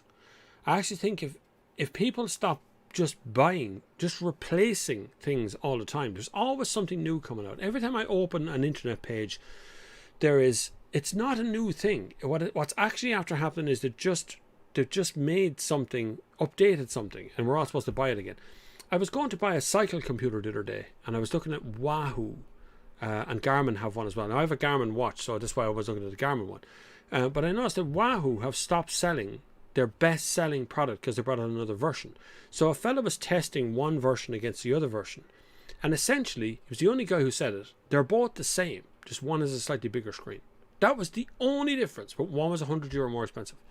So I kept looking at this, thinking, this is what's happening in the whole world. This is a reflection of everything that's happening in the whole world. We, instead of continually using something until it's destruction, till there's no way you can use it any further, repair it any further, we just replace it, even though there's actually nothing wrong with it. We just replace the thing. There's nothing particularly after happening. Just get rid of it. Weird, isn't it? There must be some sort of word that covers that. Sean Hopkins says most hydrogen is made from natural gas. There is that. How they make hydrogen. But like I say, how they made batteries to begin with was very destructive as well. Now they make batteries better. They recycle them better. So investment has changed how they made batteries and how batteries were mined out of the ground. How old Prius batteries manufactured, mining lithium and sending it to Canada, or getting it out of Canada, sending it to England or Japan for refinement before it went somewhere else. Like, it was stupidly offset. Even making a Tesla in America and bringing it over here on ships to sell it in Europe, that doesn't seem any good either. But investment level will make it move on. So I think a little bit of investment into hydrogen as to how it's made and where we're making it from and how we get it here. And, it's all about investment. Minsk, 100% right, Bob. The US under Trump pulled out of the Paris Climate Accord because of China and India were given emerging nation status exemption. Puts other nations under economic disadvantage. That's the thing I'm talking about, is China. China is, let's be serious, there are parts of China that are well into the first world, right, and above. They exceed what we do here in terms of economic impact. The Chinese can be a huge economic impact across the world. Before COVID, you'd meet Chinese people in every airport in Europe, wandering around the place, buying everything. You meet them all the time in Kildare Village. All the time. They come here to Kildare Village to buy their Nike and all that sort of stuff and take it home in truckloads. But India, not so much. You don't meet them here so much, but is a huge economic force in the world. And they're just excused. Both those countries just excused out of the Paris Accord. And little old Ireland here has to stick into it. Because why? Because we can afford it? I don't get it. Thomas McGuire, I heard in the USA you cannot park an EV car in the basement of an apartment block, for example, because I'm a fire risk. Lol, no. I don't know whether that's true or not. Just wouldn't make any sense. I would say any car is a basic fire risk, but I know America is very reactive to things, so they may have brought out some sort of state or something local law or other because of something that might or might not happen. There's a lot of that, a lot of reactionary things. I spoke to an American lawyer one time, and he said to me that there's more laws than people know anymore. Like there's no way. They have to sit and just pore over books to find a law that suits their defense. That's how they do it. So they might have some sort of rule or law or whatever out there, but I'd never heard of it. I don't think you'd be ever hear it, to be honest with you. We don't really do it until the worst happens. Edward out of here says, hi Bob, love the show. Girlfriend from Germany in company wants nearly €2,000 because she has a German license. You had to go to Germany to drive anything with my license, cost nothing, so much in Europe. That shouldn't really happen. My license is good in any other European country. I don't change, I don't have an international driver license to go drive press cars in other countries. I just have my own license. It's a card, it's the same license as everywhere else. It even looks like German licenses. It's the same thing. I don't get where you're getting the €2,000 out of. That sounds crazy. Transfer your license. Actually, I was driving in New Zealand years ago, and I was able to transfer onto a New Zealand license for $50. So no problem. Anyway, Steve McCormick, look how badly it reflects on the EU when they don't persuade Ireland to change let and drive. Sweden did in 1968. We can't use Sweden really as a proper example. In 68 there would have been a hell of a lot less cars on the road, and even then, from the single picture I've ever seen of that event, it looks like chaos. But I do think we could possibly do it. Without a shadow of a doubt, we could do something here. At least investigate, at least start asking the questions. Is it possible to convert this country to work just like other European countries in the way we drive on the side of the road? And what would be the worst part of that? Apart from the mild chaos that would happen for a few weeks, we've done other stuff. We've done other things. We changed from miles to kilometres. We did that, and there was a lovely information term. We stopped smoking inside. We did that, lovely information. We stopped using plastic bags. There's all kinds of things we've done to modify society and the systems we use here. I don't see why we can't at least investigate what it'd be like to change over to the side of the road, and would it be worth it? Maminsk, what risk would parking a lot full of EVs pose in a flood? Nothing. It's a sealed unit. Actually, it's probably more sealed in an EV, other than the cabin would flood like any other car. But from an electrical point of view, the whole electrical system of an EV is completely encased. There's no way out. It's a sealed unit. It's a case underneath of batteries, and it's just more or less unpenetrable. Bar you were to prod something, stick something through it or fork it through it or something. But just standing in water, they'd be better off because there's no air intake either. But like as normal, standing in water, it's going to rust. The parts of the car that are metal as normal would rust, and other stuff would happen as normal. But there'd be no difference between it and a petrol diesel car.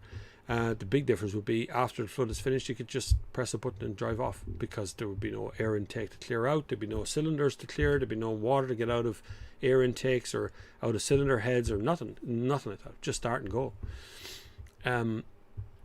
Dave McCarthy, none. The battery packs are sealed. Oh, he just answered the question. You can drive underwater if you hold your breath. You could. Obviously, the car bit of the car would still fill up with water. So inside the cabin, you'd still get ingress of water into the cabin and things onto the carpets and seats.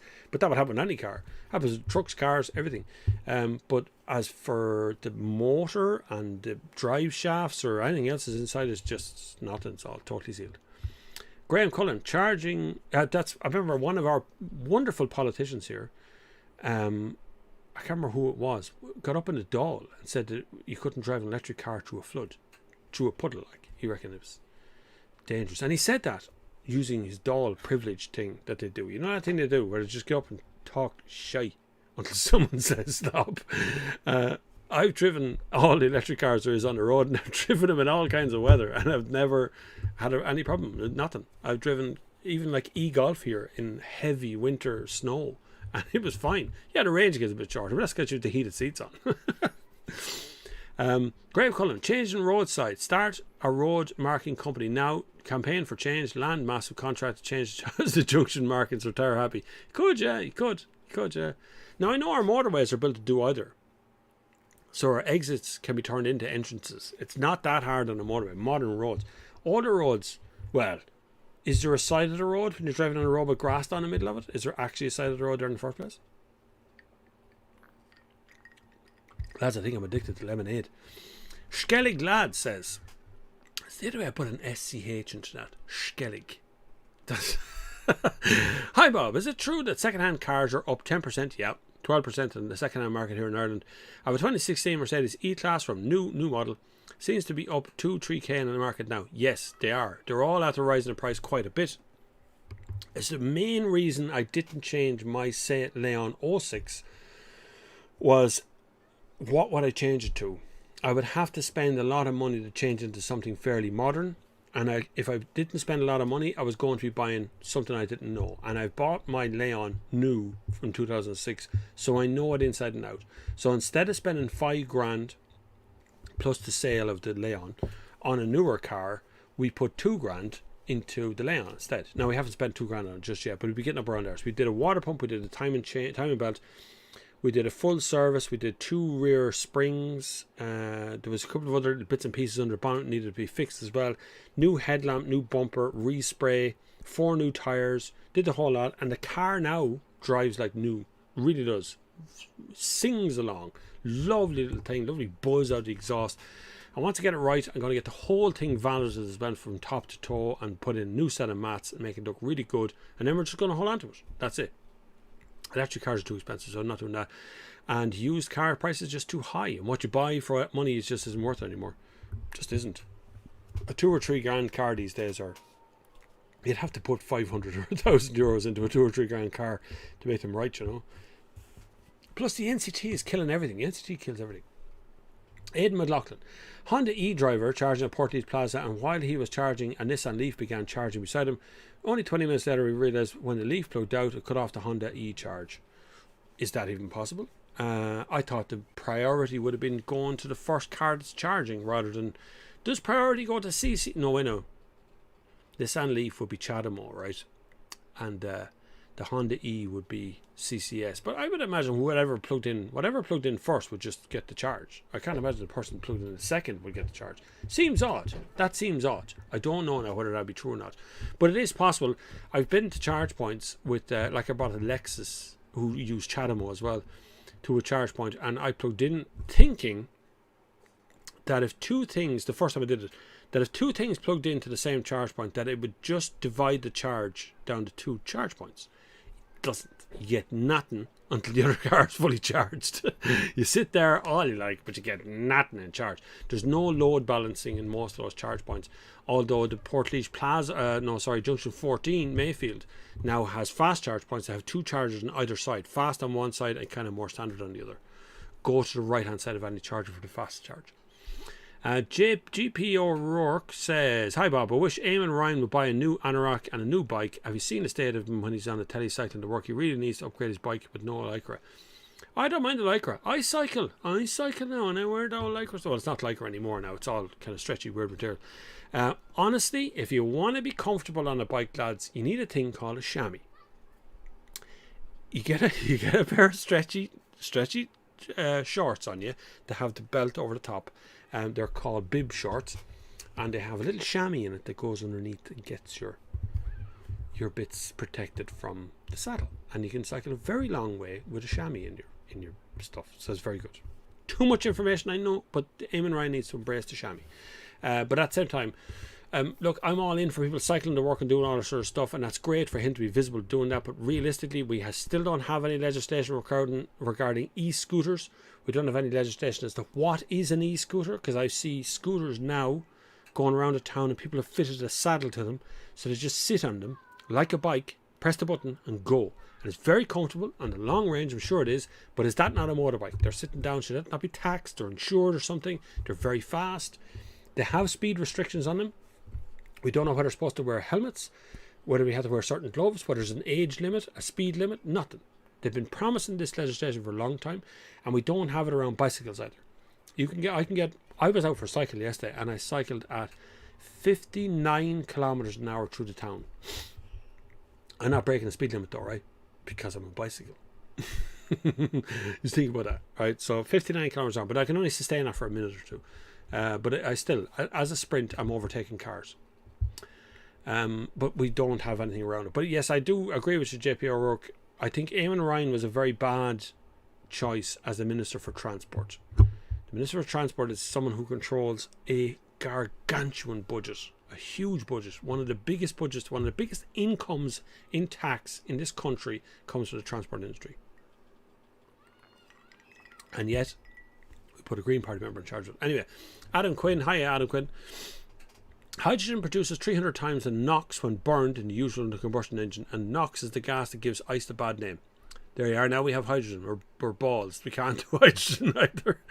I just like the idea of hydrogen. Snazbot, did anything become of Irish oil? I remember hearing protesters chanting Shell to sea years ago. No, it was all sold out to Shell. We don't own any of our oil resources around Ireland. I would imagine there's massive backhanders there somewhere, but essentially all our oil was given away, unlike Norway, who hold on to all their oil rights. So the money gets invested back into their systems up there. They all make money out of it, which makes them insanely rich, which is why they sell so many electric cars. But they offset their electric stuff by exporting fossil fuels. Norway is built on fossil fuels. Before you all hold up Norway as being the best country in the world, they've got the best thing, look at their prison system, brilliant, this, that. They're built on fossil fuels, the whole thing is. Snazbot, did any, oh, you did it. Ancient grey bear, wow. That's an honour to have an ancient grey bear on my channel. Hi Bob, you are spot on about using something until it's dead. I think about Cuba that still has loads of 1950s, 1960 cars, still running with chewing gum and rubber bands. Love the show. I'm a person, look, that's an iPhone 6, right? So I will use that until the battery no longer holds a charge. Then I'll get a new battery for it, because the battery's about 30 quid for that. 20 quid I think they are for iPhone 6. But I do have an iPhone 12 as well, because I need it for work. I need fast, I need something big, I need something with a really good camera, because it's used all the time for work. So unless I have a purpose for a new thing, I won't buy it. And if I think I might need it, I tend to look for it second hand. So I want to reuse something that's already used. I bought most of my camera equipment when I started off on the channel here was all second hand, bought from adverts. Phones second hand, bought from those shops uptown. Everything I was using was all second hand. Now I bought more modern stuff now in most recent months, because my upgrade path is finished. I can no longer kind of go from iMac or MacBook Pro 2012, late 2012 one, to a 2013 one. It wouldn't make any sense. The upgrade path's finished, so I just came to the newest version of it. I go again from there. So I'd be the same with cars. I think a lot of the time I review a lot of the brand new cars, and they're really good and it's fabulous, but I think your upgrade path to that new car should be when your old car has just had it. There's just no life left in it now. It's gone. There's no more I can do with it. It's going to cost too much to keep it on the road. Prohibitively expensive to keep it there. Fine, do what you want after that. But people who change their cars because of PCP or whatever, they change the car every 3-4 years. What are you changing it for? Like, you're just damaging everything. Sorry. Adam Quinn, hi Bob. Would you recommend the ID3 as the best small EV looking to change? ID3 is really good. Yeah, if you like the look at them, I think ID3 is actually one of the nicer ones. It's big. Don't get me wrong. This isn't a small EV. ID3 is a big car. Now, i3, just in case you're talking about i3 is a small car. That is a 4-door car, a 4-seat car at best. Doors open backwards on the back, and that's very annoying. Very annoying, very quickly, particularly if you have kids. It's near impossible to use if you have kids. But ID3 is a big, practical 5-door hatchback. ID4 is bigger again. Essentially the same setup underneath, same battery stuff, same chassis and all underneath. But the car is much bigger. I like them. I always have since they came out. They're a great alternative to Tesla, but if you want good software and you want the kind of longest range for the least amount of effort, I think Tesla has it nailed. Although there is a lot of Teslas on the road now, so if you want, if you wanted to feel that special Tesla vibe feel, it's kind of gone now, because they're just everywhere. Model 3s are all over the place. You see the Model Y, or not Model Y, Model X every once in a while as well. Model S is just everywhere. They're a bit expensive as well.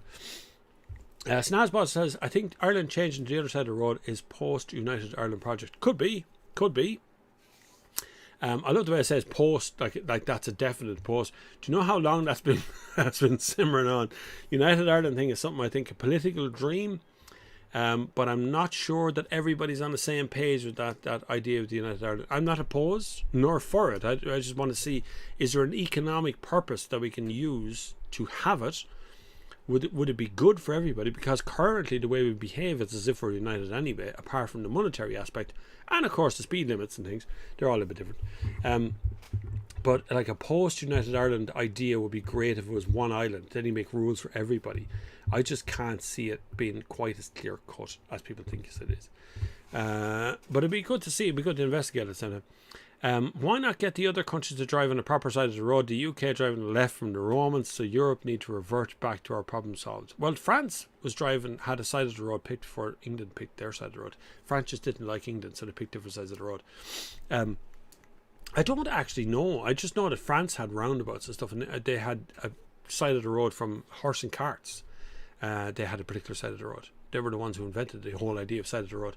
I'm not quite sure why the UK went the other way around, the other side of the road. I know the UK are very slow to import to start speed limits and things. I don't think it got official speed limits to the 60s, I think. Edward out of here. Bob, just spoke about German. Do you think you got me wrong? Irish insurance companies here want me to pay nearly €2,000 to put her on my car in Ireland as me driving. Oh, right, okay. So it's insurance companies giving you the problem. So €2,000. Yeah, well, that's... Welcome to insurance companies. We are having this battle on a regular day here.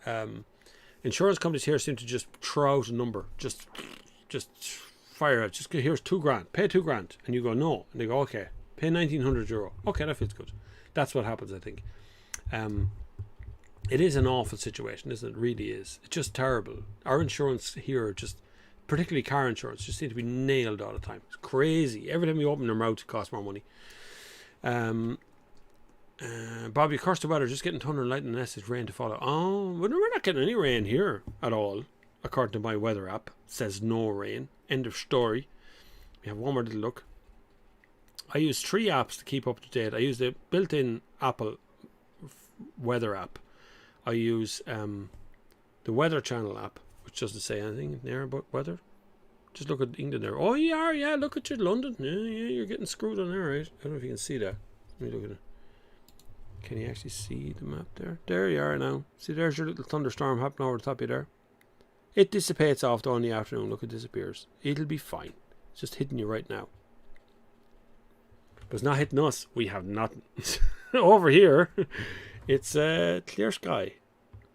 That's live, by the way. That just shows rainfall. You can pay a premium, I think, on that radar maps thing and get other stuff put on. I'd never have. I just use the radar on it. It's brilliant. That is the Weather Channel app. I use the Siri app, and I use another thing called Windy, which is actually pretty good as well. That actually tells me about the wind here in Ireland.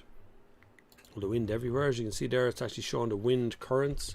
To zoom in a little bit, and you see where the wind is coming from the north now at the moment. So I use that as well. It's called Windy. There's a website called windy.com as well, but I just use the app on the phone. It helps me when I go out filming with cars or outdoors. People always say in my YouTube videos that it's always sunny. It's because I only go out when it's sunny to film things. Irish G says Healy Ray had a plank. That was who it was. That's who it was. One of the Healy Rays got up in the middle of their talk and said that you couldn't drive an electric car through a puddle because of the electric current would burn the whole thing out. And you're kind of going, did he really say that? Like, you're telling me a car company can sell you a car that can't be driven when it's raining? You lunatic. Doesn't make any sense. Politicians talk that all the time, make mistakes, and we pay for all the crap. Well, politicians are retweeting services. That's what politicians are. They listen to people talking around them, then they go into the doll and they say what they think is right. And then they change their mind and away they go again. But they keep doing it all the time. I don't know why politicians used to work on behalf of the people. Now politicians seem to work on behalf of businesses and stuff, and it doesn't seem to make any sense anymore. They don't seem to want to move it on a bit and start doing something for the general public. And right now we are paying a huge amount of money in taxes on all cars, electric cars as well. The taxes are insane and they're costing a fortune. And that's why we're talking about Jap Imports again. That's because we're trying to save money again. Now we're looking as far away as Japan to try and save money on our cars, because Brexit's added 10% of the price of the cars coming in anyway. Where was I now? Luke PwC says, "Aye, Bob, I know you've been touched on this before, but there's been any speculation addressing Ireland's astronomical VRT. No, nobody wants to touch it. There's threefold, I suppose, why VRT is not to be touched. One is it's a huge tax that makes an awful lot of money for the government. That's probably one of the biggest problems, right? Because the government aren't renowned for removing a tax and then not replacing it with anything. They're not good at that. They tend to move the tax from one thing to the other, just call it something else. Do you remember we, back in 2006 or something, had to pay an emergency tax? No, it was 2008, I think it was. We had to pay an emergency tax, right? We're still paying it. Still now, it's still there, right? It's just there all the time, paid in tax the whole time. That's what they do. They just change the name and keep on going. The second reason they can't do it is because all the cars that are currently in the car park of Ireland have VRT already paid on them. So if you abolish VRT, you abolish the price of those cars, which all of the dealerships then instantly overnight go out of business because they have VRT accounts. Two, some dealers would put the VRT bill into a different bank account, and sometimes they spend that money in the bank account on buying stock and just replace it in the VRT, and then they pay the tax once a year or so. And there's a kind of a system that goes, a self-employed system that goes with that VRT as well. So there's threefold parts of that. It's a complicated issue, but we could certainly, another one we need to address, because right now VRT is making cars unaffordable in Ireland. There's cars we'll never ever see in this country because they're too high priced because of VRT. Oh, thank you for joining me today. Make sure you click the like button and the share button. You can support the channel as well through super chats or PayPal or Patreon. Any way you can is always useful. It's great to have you aboard. It'd be lovely if you kept on going for the rest of the year. We'll try and keep on going with everything we can. Don't forget, this Saturday night, 7 p.m, Junction 14 Mayfield. Bring any car you want, park wherever you like, just don't park in a special car park. And we'll have a cars there you'll never see anywhere else in the country. It'll be probably one of the biggest meets in the country. Come along to it if you can, please. It'd be great to see you there. Just make sure you tell me who you are and you're from the YouTube channel, right? It'd be really good to know. Where was I? Owen McCarthy. Afternoon, Bob. Great show as always. Thank you. Question: is there any particular company in sight for Japan checking out sales and imports? If any other listener info would be nice and be appreciated. Cars could change. Oh yeah. So I don't have one particular person to recommend. There is a number of those Japanese imports, but they're working on their own. So they're doing little Facebook pages and stuff of what they're bringing in. It's not like a dealership level stuff. They're just getting cars people want from Japan. They're just acting as sort of a broker. I haven't seen anyone do it. There is dealerships doing it, obviously, but I haven't seen anyone in particular that's doing it that seems to be doing the right job of it. So I'd be hesitant to recommend anybody in case it gets out of hand and they can't deal with it. But there's plenty out there. Plenty of lads tagging you every day in Instagram posts of what cars they're talking about and how they're getting there, and pictures of stuff from auction sites and things. Cars could change to driving on the right hand side of the road. If that's successful, commercial vehicles could follow a later date. Yeah, well, usually commercial vehicles that are overseas are used to driving on either side of the road, but either way around steering wheels, because a lot of them are international drivers. Second-hand chamois. I know. I know. Yeah, I know. I buy everything second-hand, but I don't necessarily buy my bibs for cycling second-hand. No. Although I wouldn't be opposed to that if I got a good deal. Those bib things aren't exactly cheap. You know, the 70-80 quid for a good cycling bib these days. But the chamois is everything. The chamois is everything. If you don't have the chamois, you're not going to be comfortable when you're cycling. That's what puts most people off cycling. They get up on the bike and they cycle along, then their arse is killing them after no time. Or the bit between your ears and the boss is killing them after no time at all on the road. Put chamois on and you won't notice it. Disappears. It's illegal. It's illegal to wear underwear and wear a chamois bib at the same time. Just so you know, if you're ever coming along to a cycle race and you're wearing underwear, everyone will point and stare and laugh at you. I'm warning you. It happens a lot. Actually, it just gets in the way of what the chamois is supposed to do, which is wick away sweat. It just gets in the way. It's pointless. It'll just fill up with water. With sweat, like. Eric, seen ID3 just recently parked beside Golf Mark 7. ID3 is bigger. 'Tis bigger. It's definitely bigger on the inside as well. It feels bigger when it sits on the road. It feels like a large car, but it's lovely out to drive. That was one of my latest videos there, driving down to Waterford and back. Did I drive to Wexford or Waterford? Wexford and back. For the day, getting the bag of chips. I intend to do that again. I have actually got 5 cars next week to test. That crazy? And I'm going to take a week off in August from doing any tests or reviews or anything else. But next week I have a Kuga PHEV. Quite looking forward to spinning that. I have the ID4, the Audi Q4. I'm doing a twin test with those 2 cars, and I have a Dacia Duster. And then later on in the week, I have got Toyota Supra for the weekend, which would be a bit of a laugh. So there's lots of cars to get through next week. Garrett Talbot, thank you very much. Switching back to PayPal support, so thank you very much from Google. Thank you. Yes, that's really good. Google does on Super Chats here, and when you do the monthly kind of fee thing that goes on at Google, they take about 70% of that. Just so you know. It's a lot. You lose a lot. You can go to Patreon. You can do straight through PayPal. You lose nothing in PayPal. PayPal have been really good over the years. Whichever you want to do, I don't mind. March Lee says Hyundai Ireland have given a price for new hot hatch, the i20N of €35,000. There'll be nothing in it for €35,000. They'll get rid of everything out of it. Hang on, wait, have a look at this i20N. Let's have a gander at what it looks like. Yeah, same as the other ones. It looks okay. Wait now a second. Window. Make sure I'm right. Then we go cut. We still on? We're still on. We're not still on. That's road mic. That on? I don't know if that's on or not. That seems to be good. Anyway, that is the i20N. It's not a bad looking car. I'm not sure about the back of it though. Do you like that back? I'm not sure about that back. I think that back looks a bit weird, if I'm honest. The front looks good, but I think the back looks a bit strange. Anyway, €35,000 sounds reasonable for a car like that. Is there any stories in Ireland? No. What car? Car Row, Car Magazine, Hyundai Europe, Top Gear. No, they're all the UK ones. Anyway, scene cut. We're back to normal again. How does that keep doing that?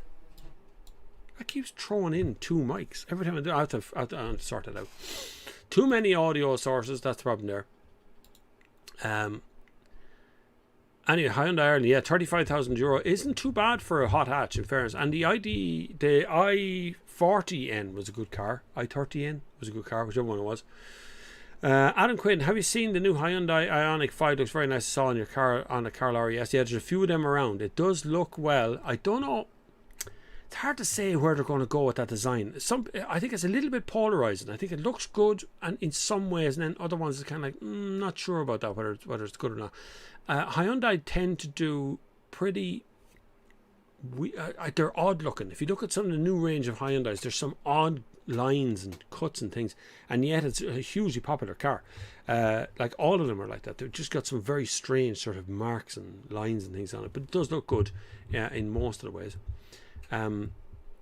Graham Cullen, all tech. I had an original Galaxy Note for 6 years. Software started getting flaky. I went for a new phone. The shop assistant says, you know, your contract was only for 1 year. Yes, I knew. I know. Everybody just wants, I want the latest phone, I want the latest this, I want the latest that. But if it's not broke, don't fix it. You know what I mean? If it's still working, like you could go out and buy these 2 phones. That's an iPhone 6. It's probably, I don't know how many years old that is. It's an older phone. I bought that brand new from Apple. That one, and it still works, still fine. There is a cover on the screen. That's all we got. We got the screen in place, and my daughter took the phone from me, and she brought the screen. And that is an iPhone 12. There's the. I need to bring up the screen so I can see what you see. Okay, so there is the difference between the 2 of them. That is an iPhone 12 Pro Max. That is an iPhone 6. Both of them run all the same software. TikTok is on this. Twitter's on this.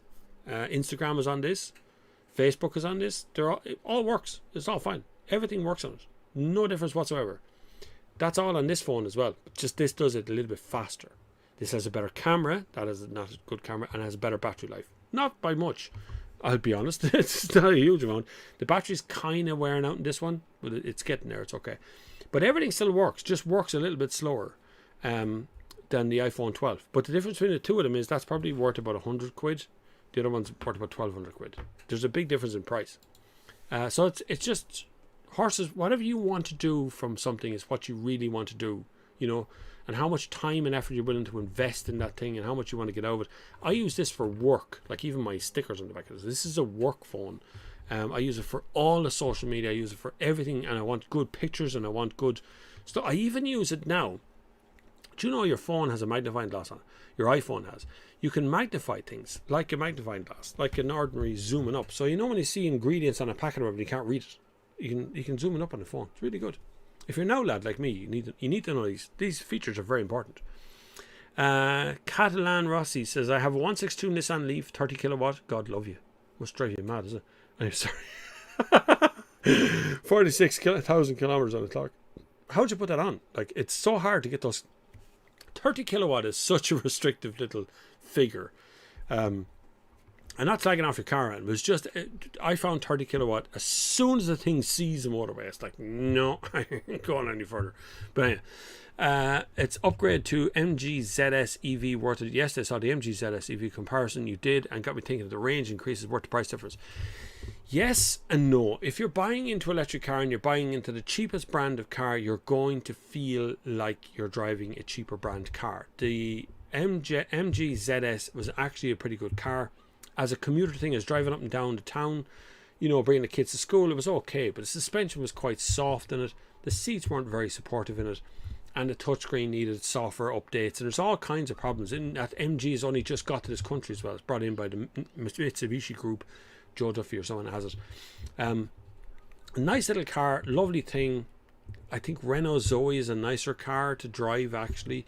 And then you're kind of pushed out into ID3 and those ones that are up the top end of the mark. Big difference in price.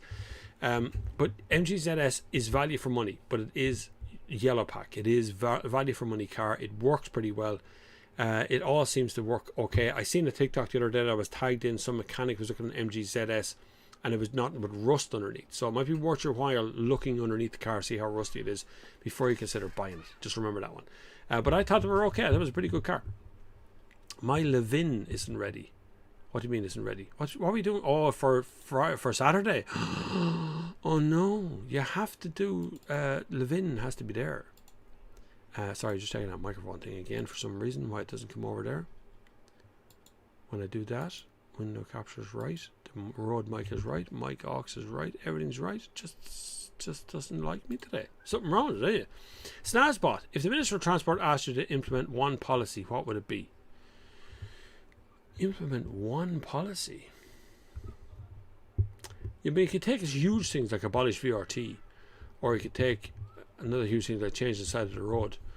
But actually, I think like abolishing toll bridges would be much more beneficial for everybody in their pockets. You know, I think taking a bill away from people is a much more beneficial thing for people to do than. Thanks, John Connor, sent money there by PayPal. You're very kind. I think taking bills away from people is a much more beneficial thing to do for the environment. And like putting together an inflation package for EVs, another point. Like EVs are causing inflation in the market.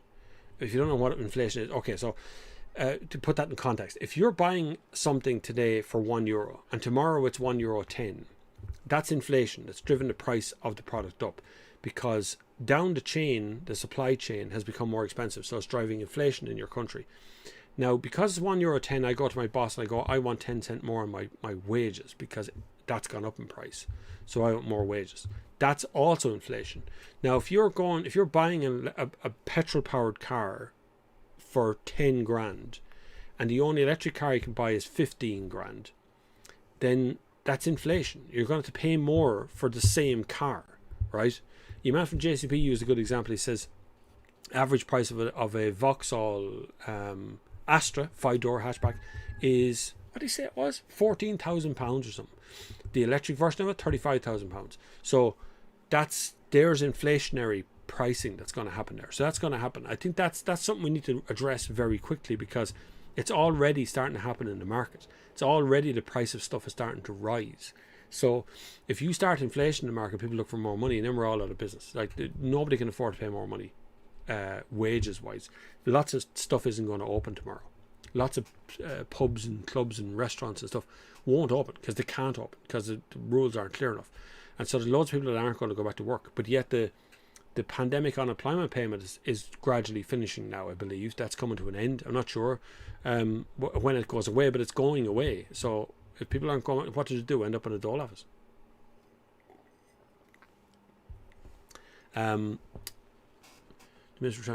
So I don't know what the policy would be that I would go after, but I'd certainly think about taking away prices, taking away bills from people. There has to be a way of doing that. There has to be a way of taking down the bill somewhere. Owen McCarthy, thanks, no problem at all. Graham Cullen, good list of cars. I'll look forward to the most Duster review. Duster, yeah. I actually like Duster. I like what Dacia is doing. You know the Dacia Sandero, the Cross one? That's deadly looking. It's lovely. Runs on LPG as well. I have an LPG station here in Laois. Run out the road. Always surprised by that. That is still there, like. Where was I? What year, what type of car do you recommend for cheap insurance for an 18-year-old driver? So you won't get... So it's not a particular car that does it. So German cars attract the highest insurance. If you buy a Golf, a Polo, a Passat, any of those cars, they attract quite a premium, because that's what all the young lads are driving. That's inevitably what's involved in more collisions then, right? Japanese cars attract the least, so Toyotas and Nissans, they attract a little bit less, unless you go obviously the performance end of those cars. If you can keep the engine under 1.4 or 1.4 or less, you're going to attract a slightly cheaper insurance. If you can keep your address outside of a place where cars are commonly damaged or commonly stolen, then that will also help your insurance. You can do the name driver thing as well, but for cheap insurance on an old car, keep it under 8-9 years old and you get the cheaper insurance. Under 1.4 cheap insurance. That's where you're going to go. JV says, I think it's trying to grab audio from your webcam or something when you share your screen. Yeah, I think so too. I can't quite work out which one's which. There's only one audio I actually want, and not desktop audio. I'll take a mic aux. I don't know where that audio is coming from. And audio input captures the other one for some reason. Don't know why. I've been so blue. What's the audio like now? Is it worse than it was before? What if I brought that up and brought that down? I think that's the audio that it should be on. That's the better audio, I think. And then there's a window one, which doesn't really want to do anything with that. Oh, now I fucked it up altogether. I'm after messing it up now. I don't know what to do there. Well, I'm okay. I'm back where I was. Road is here. That shouldn't be on. That is looking at a microphone too, which is there. So that should, when I cut over to it, don't know why. That's weird. It's weird. I'll fix it next time. Be okay. Anyway, JV trying to Peter Ucart. Hi Bob, are you going to the British Motor Show next month? I doubt it. I don't know. I am going to Britain for something, but I don't think it's next month. I think that's the month after. I think it's September or something. Let me look for a second. We're going over for something. I know I'm going to Poland next month. I know that much. I'm going to Gdansk in Poland. I'm going to Frankfurt next month. I can't find the bloody thing. Hang on. Where did that thing go? That's Gdansk. I'm going to Opel trip in Frankfurt. I don't know. I'm going over to England for something in the near future. Some trade show, though, I thought it was. That's I'm going, that's on October. Yeah, no, I don't know. I'm going over to England for something. I can't remember where it is now. Paddy Ryan, I want you to sign the spoiler on my Mini on Saturday. It won't be hard to spot me anyway as a purple wrapped. Oh, yeah, no problem, Paddy. Yeah, I have signed a few spoilers in the past, which is kind of weird. Yeah, I have to report that one. No. Okay, we move on from there. Burnsy says, recently bought a 2006 MX-5 2-litre, like a go-kart for the road, like small light cars, awesome for the weekend. 100%. I love MX-5s, all of them. There was one I seen the other day, a guy replaced, it's a pop-up, it's a version 1, and he changed the two headlights to be LEDs, and it's super cool. Really modernized the look of the car, but it also modernized just driving in the evening. You know, you can actually put the lights on and see something, because those old MX-5 lights are like 2 candles. MX-5 is something that people, if you're going to collect one, I would get one soon, because they're starting to run out at this stage. Eric Roger, audio much better now. Yeah, I was thinking there was something wrong with the audio. See, I can't hear myself here through the audio. I should put a monitor speaker thing on. But that is the audio input capture that should be running right now. I don't know why when I change the window, it changes to Rode mic, as if a Rode mic even exists. I don't think it does. Anyway, Michael Norton, Audi A5, thinking of buying one. What do you think? What year, Michael Norton? There's the problem. Audi A5 has been around a while. They're great cars. There isn't a particular year that's bad for them. Diesel, petrol, which one are you after? Like, petrol ones are going to be more reliable than diesel these days. Kevin N, EV Kona, $44,000, and the ICE Kona is $20,000 in Canada. Bloody hell. You could buy 2 ICE Konas and have $4,000 change. There's 2 cars. OEMs know they can change these prices because the government is subsidizing them. Tesla prices their car high, knowing this. No incentive to reduce the prices. That's the problem. We do the same here. We incentivize people here to buy cars by giving grants on the car, but actually the cars are way overpriced. So giving a grant has made no difference whatsoever. Like giving a $5,000 grant on a car that's already $25,000 more expensive than its petrol version doesn't really make a whole lot of difference. We need to address the pricing of electric cars. They're far too expensive. Digiastic says, hi Bob, what's your opinion on a BMW i3, i3S and just small niptic Dacia is pronounced Dacia? That's true, Dacia. Yes, I know, from over there. Depends on what part of the world you're in, but we said Dacia since it came in here. It's only since we had an ad on television, it was called Dacia. But I've been over Romania in the Dacia area, so I've heard them say it over there too. But i3 and i3S is brilliant. i3S is super fast. A little bit short range because it's so fast. But i3 is lovely. If you are not family based, those i3s work very well. If you have kids that are in prams, or you want to put them into big child seats in the rear seat, it's just, it's a ball ache. That opening the front door to open the back door to put the kids in, it's just a ball ache as a family car. But as maybe a single person or a couple, or maybe grown up kids, it's a lot easier. But you still have to open the front door to open the back door. So if you pull up with your mates in the back of the car and they're trying to get out and you're not getting out, you still have to open your driver's door to let them out, right? So there's still that kind of pain in the hole that keeps on going. But i3S is a super fast i3. It is like driving a go-kart or like driving a shoe or a skateboard or something. Just really, really good little car to drive. BMW had such a head start on everybody else in the market, and they let it run. I don't know why. They just let it sort of fall away. They had such great cars. Graham Cullen says, I had an MX-5 Mark II 1.8 litre for 9.5 years. So much fun. Suspension not too hard, even on cobble roads around Edinburgh. Great cars. Really good. Mazda's consistently made a really good MX-5. They make such good MX-5s that when you go along to a press launch of Mazda's and they're launching anything, they talk about the MX-5. Like whatever model it is, the CX-5, MX-5 was brilliant. Here's a CX-5. You're going, wait now, that's a 2-seat, 2-door convertible. That's a 5-door SUV. What's the comparison? What they tell you about how light they've made it. Jinbai Tai and Sky Active and all that sort of stuff. But yeah, the MX-5 has been brilliant over all the years. Mark II would be my favourite one. I'd love to collect one. I don't have anywhere to put one to keep it safe. That's my problem. I don't have a dry store and for something that you wouldn't drive every day, Anyway, Michael Norton, diesel 08 or maybe a budget might let me to a 2012 A5 Audi. Yeah, so if you're looking for diesel ones, just make sure that everything's done to it, that it's got a service history, that it's really been looked after, because diesels, when they get older, if they haven't been looked after, will start to smoke and you will fail NCTs. You'll start to fail everything around you. Always consider who has bought and owned a car before you buy a car. What kind of buyer bought your car originally? Because you think about how you treat a car, because you're the prospective buyer for your car, so you would have bought the car new as well.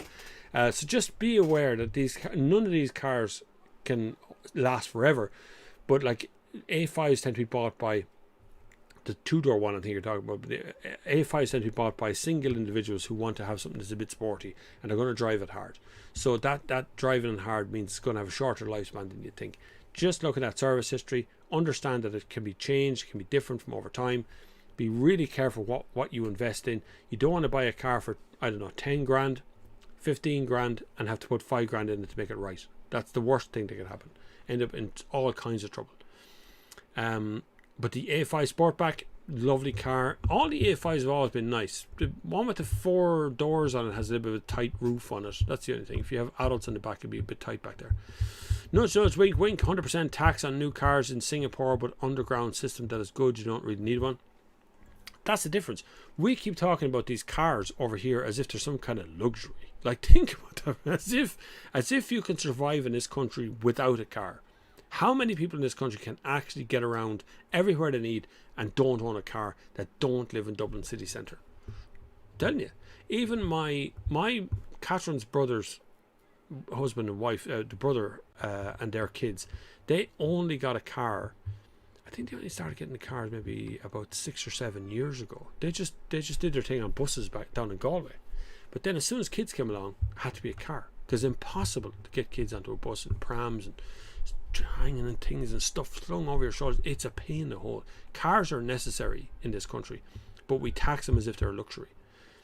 Graham Cullen changed to a Honda Jazz. Big difference. Mazda 2 GT Sport now. Mazda 2 is a lovely little car. It's a lovely little car. Yeah, Jazz would be a little bit different from an MX-5. I'd love to have a 2-seat convertible car as a sort of a weekend spinny about things, because the kids aren't that interested in coming along to car shows and stuff. So I'd love to have something I could bring along, like an MX-5 or something. But just I don't really have anywhere to store these things. I don't even have time to look after it either. Just I'm always doing something that doesn't involve a car. It just involves filming something or doing something like that. We're making more films in the next while, by the way. We'll be going around to people's houses and cars, and I'm arranging to go and drive some V8s, some old American cars that are in this country. We're going to start discovering their cars as well. Kevin N, BMW ID3, very cool idea, but it's been obsolete basically by battery advancement in 5 years, so lease your EV kids. Yeah, no. Battery advancement is moving along quite quickly. Cars were 5 years ago now are more or less redundant for range, for keeping their charge. Current model batteries seem to be so much better. So people just aren't buying like 2016, 2015, 2014, anything like that back then. Nobody wants it. Don't. Unless you want it, I wouldn't bother buying it. But yeah, there's loads of stuff coming up on the channel as well. I will be doing user review cars, but exotic things, weird things, stuff that I found at car shows and events and stuff, where somebody just rocks up and goes, "Here's a car I have. What do you think of this, yoke?" And you go, "Wow, that's deadly. Could I have a spin in it?" And they go, "Yeah." That happens 9 times out of 10.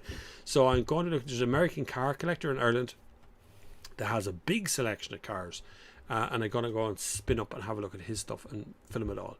A barn find, a very, very interesting barn find that a film is on the way as well. I'll put out more videos over the next while. I know the videos are just like one a week at the moment, and that's it. It's summertime. Cars start falling off a cliff. We're catching up on last year's cars. So a lot of the cars have been out for nearly 12 months or have been out for most of the year already. You've seen the reviews. Nearly Pointless doing a review on it. And I want to bring in more. I'm doing more filming. So I'm actually going out to people's places and filming their stuff. So we'll get back into it come the autumn. Things will start to pick up again and we'll do more videos every day. Adam Quinn, hi Bob, what do you think of the new Hyundai Santa Fe plug-in hybrid, or would you recommend going full electric ID4? I would say right now, this very minute, with the selection of cars on the road, if I was forced to buy a car, I would buy a new electric car. I would skip the PHEV thing altogether, because the newer models like ID4 can do the range. PHEVs are only good if you're willing to plug the thing in every day. I have one outside the door. It ran out of electricity 3 days ago and I just haven't bothered charging it up, and it's eating petrol on me. So I charged it up last night, and again today I got like 40 kilometers of it and we're back eating petrol again. So I would go straight to the ID4 or ID3 or something with a bit of range in it, buy something new and just get used to charging twice a week, which is what you have to do with electric cars, depending on your mileage, of course. Some people only charge once every 2 weeks. But I would skip the PHEV thing altogether. I think mild hybrid is a dead end. I had a Ford Focus mild hybrid recently. It was a great car. I really liked the Ford Focus, but the mild hybrid did nothing in usefulness in the car. It works to stop start. That's the best it's going to do. Stop start was already there, but it does something in stop start as well. PHEV is just a step up from that. It gives you an extra 40 kilometers. Some people can make it work. If you want a performance tuning car, then maybe a PHEV would be interesting like that, like the 3 Series E3, the 330E. They're pretty good to be tuned. But other than that, I wouldn't be bothered with PHEV. I just go straight to electric. Richard Dury. Hi Bob, would you say the Suzuki Swift is undervalued and perhaps the best to drive in class? It's a great car to drive. Suzuki Swift is really good. Suzuki has always been undervalued in this country, in multiple countries, to be honest with you, because their marketing doesn't really add up. They're very conservative Japanese company, and they make very conservative Japanese ads, very traditional Japanese ads. So the new Suzuki Vitara with the child on the ad, it doesn't make, listening to it, you're going, this doesn't make any sense for a car ad anymore. Like this feels like a cheap car ad. And so they've always been slightly undervalued. Suzuki Swift does drive very well. And the sport one is actually really good fun. I've driven it on track in Mondello. The biggest problem I seen was it has too small of a fuel tank. That's it. Just the fuel tank is so small. You feel like you're gobbling petrol all the time because I think it's only 35 litres or something. It's quite a small fuel tank, and that makes it a little bit more annoying to drive because you just don't want to be going to petrol stations all the time. So just put a big fuel tank in. It's fine. We have made it, ladies and gentlemen. It is now 2 p.m. Thank you very much for your attention today. Coming up, over the next few weeks, I will be continuing to do this Sunday service every single week as normal. We're back into the stream of that. Last week was just a hiccup on the technical front. I'll fix the audio stuff over the next week. I hope to bring some guests onto the Sunday service. Well, we've done that before. We're going to have Zoom calls and maybe pre-recorded stuff as well as a sort of a part of the show. So we'll change the format a little bit as well. I'm also going to be changing the branding on the YouTube channel to be the Next Gear Show, which is coming up too. So that will happen over the next couple of weeks. There's loads going on at the moment. Loads of filming going on as well. When we come back in the autumn, there'll be far more content coming out. And some of it will change from just the standard kind of car review onto something a little bit more interesting, I suppose. Or a little bit more expansive. Because what I don't want to do is get bogged down and just consistently reviewing new cars. And there's nothing much else coming on. Because there's so many car reviews now that are all on YouTube stuff. It just gets deleted down, or not deleted down, but it gets diluted among all the rest of stuff. So I think we need to kind of change it up a little bit, but we'll keep it the car reviews as well. It certainly will go and continue on, but we're going to bring in more interesting background stuff as well. Adam Quinstad, do I still need a cameraman? Yes, I do.